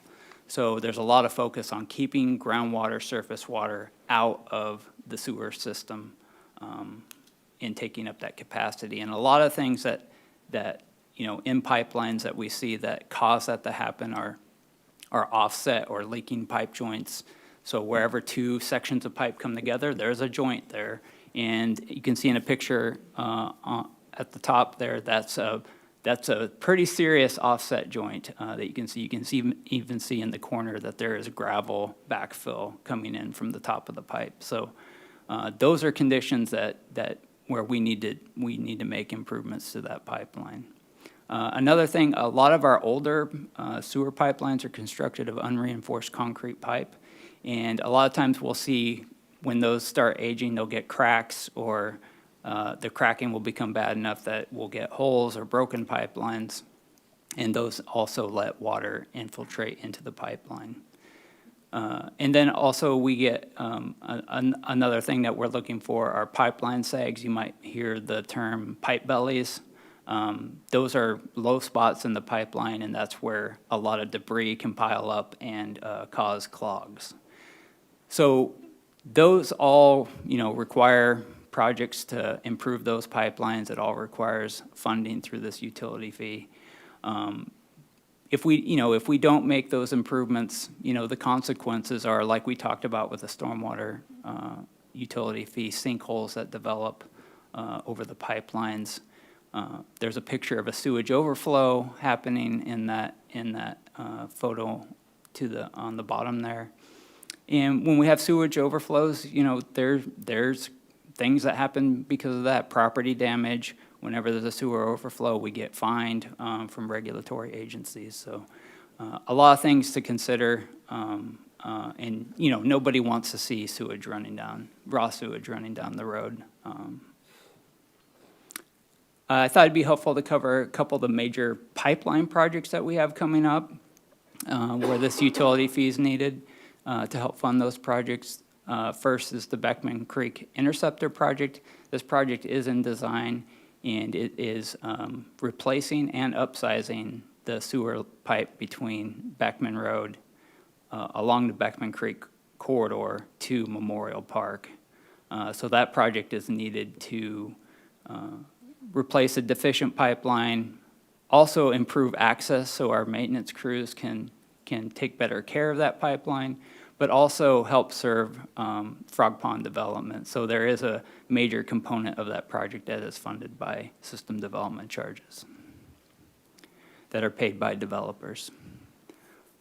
We've talked a lot about the Charbonneau Consolidated Improvement Plan, where we're trying to rebuild the deficient pipelines and roadways for water, sewer, and storm in all these areas in Charbonneau, all with one project, so that we're making efficient use of funds and limiting impact to the residents in there. So Charbonneau is no different, or the sewer system in Charbonneau is no different than the stormwater system. There's a lot of needs. This map from that plan shows where all the sewer improvements are needed over the next 20 years. And then finally, we have a lot of areas where the sewer pipeline is starting to approach its end of life. So you can see some of these older parts of town. There's some older pipelines that we need to start thinking about addressing. We don't want all these pipelines to start failing at the same time. So we need a program to piecemeal replacement or rehabilitation of these pipelines. So recommendation tonight is to adopt resolution number 3229 As we mentioned, option 1 is with the no sewer utility assistance program. Option 2 is with the utility assistance program. So that either option will adopt a set of sewer utility rate adjustments to be implemented over the next 5 years. After that, it will implement a annual inflation adjustment, unless, like we talked about, the collection system master plan is completed and we go through this analysis again. And then it repeals the resolutions, the previous resolutions establishing the sewer rate, resolutions 2325 and 1987. And then, as Tagi mentioned, the effective date of the implementation is April 1st, 2026. And we're happy to answer any questions you may have. Councilors? Councilor Cunningham. Thank you, Zach and Zach. That's what I just wanted to say. One of the things I was hoping to see in the presentation was a comparison of where we'd be at if we had just gone with a 3.5% index since 2014. Hopefully my math from Marine skills was sufficient for this. I had Google help me.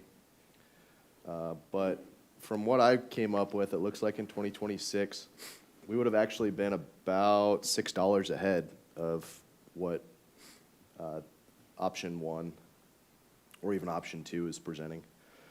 And by 2030, we would be a couple dollars behind what these current rate increases are proposing. So I think that's an important thing to take a look at and understand that we haven't had a rate increase since 2014. It has been 12 years, no rate increases, your bills haven't gone up, which is great, and I love it. And I wish that tonight we could just walk away from this and say, no rate increases. But as I said, kind of towards my beginning of my comments on the stormwater system, sometimes the only decision you have is a bad one or one that hurts. And especially with the fact that we haven't had those rate increases in 12 years, I mean, this is really a matter of catch-up. The prices of things have gone up. I looked at the year-over-year increases on construction index, and some years were flat, or overall over a few years. Some years were 7.5%, and then especially the early 2020s, it just exploded. So things have gotten more expensive. We haven't had any system in place for these rates to account for that. And I know that this hurts, and I know how expensive it is. It's going to affect, everybody sitting up here too. But at the end of the day, we do have to do something with this to ensure that our toilets flush, and like you said, we don't have sewage running down the streets. So, so thank you for the presentation. I had a couple of questions on this. Is there a difference between SMI and AMI, state versus area, or are they kind of just interchangeable? Thanks, Keith. No, there is a difference. AMI is traditionally used by the federal government, housing, urban development. SMI is, I believe, produced by the state, and the reason we put AMI, SMI in there because we're going to leverage Wilsonville Community Sharing to do the income verification, and they use SMI, which is the state median income. So there's probably a little bit of different computation in there, but essentially it's pretty close. Yeah. Cool. You might want to hang on. I got just probably 2 more questions right here that I heard from some community members. One question was, do we have any idea of kind of what the actual number of accounts that would be helped out by option number 2 would be? Well, not really, but in the FCS study, I think we put a conservative estimate of 10%. That's probably pretty high. We did contact some other cities, West Lynn, every city's different. So the composite of the population is very different. But West Lynn said they had 100 accounts participate in there, which is a similar thing. They use 60% of SMI too. So, but is that right, Zach? We did a 10% estimate. Yep, conservatively. And then, will this require any updates to our billing software to implement these discounts? No, minimally. That's why it's really quite easy and streamlined to implement for us, so. But it'll do a little bit of work, but not too much. Great, thank you. I guess the only other thing that, I guess, would have been, sorry, I got cold brain right now. I'll think about it in a minute and come back. Okay. Counselor Skull? In terms of the population growth and the industrial growth, so you guys are thinking that that's going to parallel each other through this timeframe? Well, we don't see the industrial, commercial growth in sewage outpacing. So those will those growth in commercial, industrial will determine what improvements are needed. We don't think those will come before what the population growth will need. Mhm. Yeah. So I'd like the fact of reviewing it in it's a 10-year plan, but reviewing it in 5 years. I think that's good. To say the least, inflation's been pretty squirrely lately, and it promises to get worse here going forward. So is that 5-year zone too little time? No,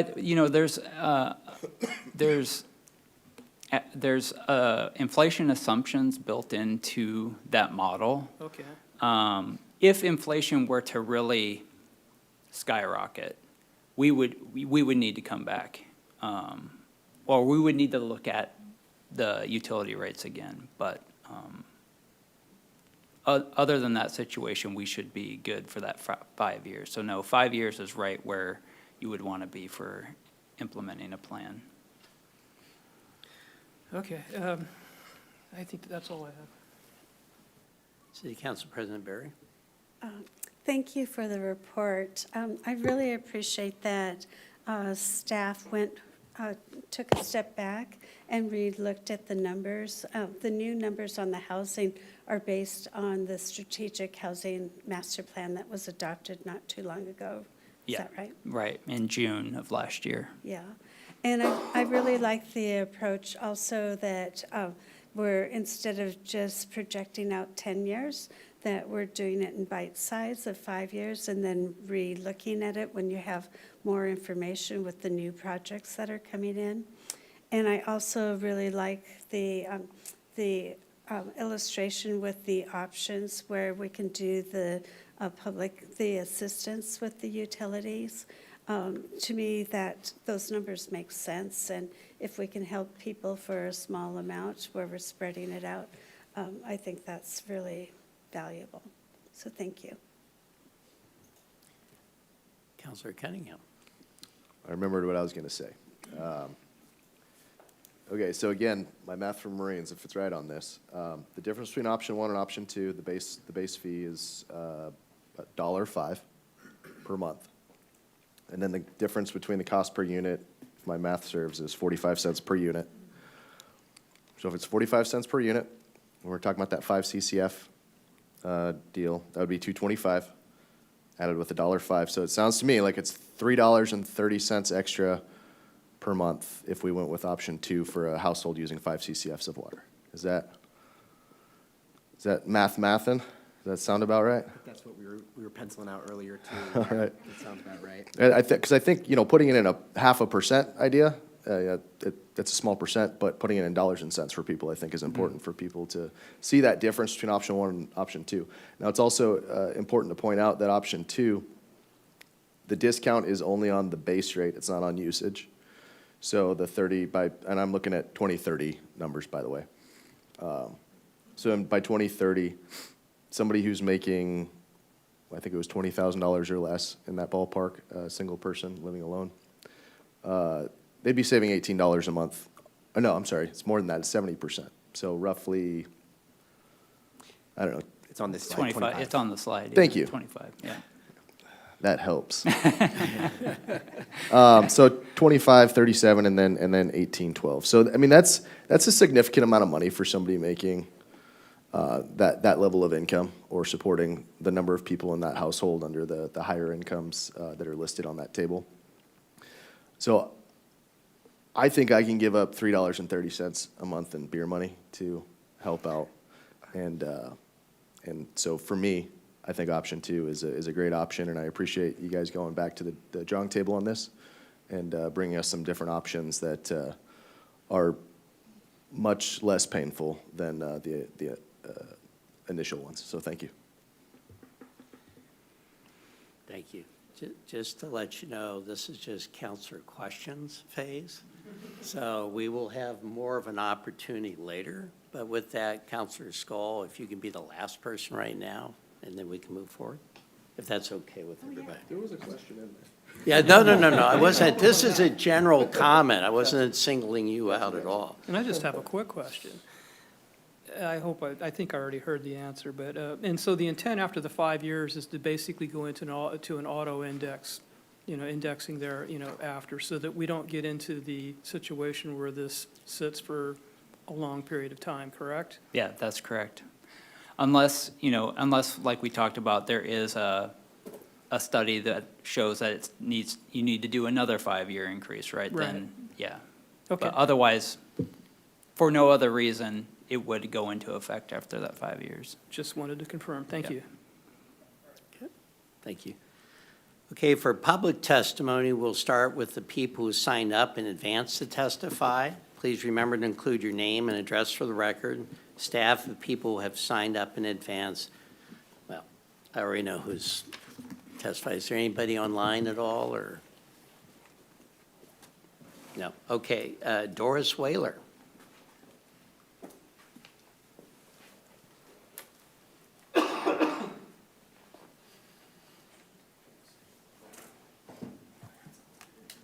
So when Zach initially put out the percentages for the low-income discounts, he said 50% of the base rate. But then later in the presentation, one of the other gentlemen said 50% of the cost, or something similar to that. So I think Adam already clarified it with you. It's 50% of the base rate, or 20%, or whatever it was. Okay, that's one thing. So back in December, I testified on the school district's population projection numbers. And I think other people testified also on how Wilsonville was projecting its population growth numbers. So I just want to compliment the council and the staff that they've come down to something realistic, and I don't think there'll be any more or much opposition to this. So thank you. Thank you. Do we have anybody else who wishes to testify in the audience at all, or online? Okay. Does any counselor have any questions of staff? Anything further at all? Okay. I'll just comment to staff that I think you did an excellent job of hearing from the council and the community and listening to us and some of the thoughts we had and what was shared, and coming back tonight to present a very thoughtful proposed change with 2 options. I appreciate that. So, seeing no questions, no further testimony, I'm going to close the public hearing at 8:13 p.m. Is now council to consider resolution number 3229. This is a general discussion point. It's what I always have to say, but we can also, once a motion's presented, have further conversation once we have a motion. Is there any further discussion? Okay. Do I have a motion on resolution number 3229? I move to adopt resolution number 3229 with option 2, the Utility Assistance Program. Okay. Do I have a second on that motion? Second. Okay. Motion's been made and seconded with option 2 being selected under resolution number 3229. Is there any further discussion? Counselor Skull. I just want to echo what Counselor Cunningham had to say. I want to thank staff and council and the public for the input all the way around. We started this in a fairly large meeting in December, and basically the council decided to continue to let staff look at options and work their way through it, and they were able to do the analysis and the technical work to get us to where we are, and I appreciate that effort. Good job. Any further discussion? Okay. Okay, I'll call the vote. All those in favor, say aye. Aye. Aye. Aye. Okay, all those, okay, it sounds like it's unanimous aye, so it passes 4-0 with option 2 of resolution number 3229 adopted, so. Okay, city manager business, anything further? I just want to know for the record, Your Honor, that I came in with sewer rates. I'm going out with sewer rates. I don't know what that says about my career, but it says something. I have nothing else. Thank you. Okay. Legal business. As the last person to say anything other than adjourning, I'll have more to say in another forum, but it has been a pleasure sitting to your left on all these council meetings, and I'm going to miss it.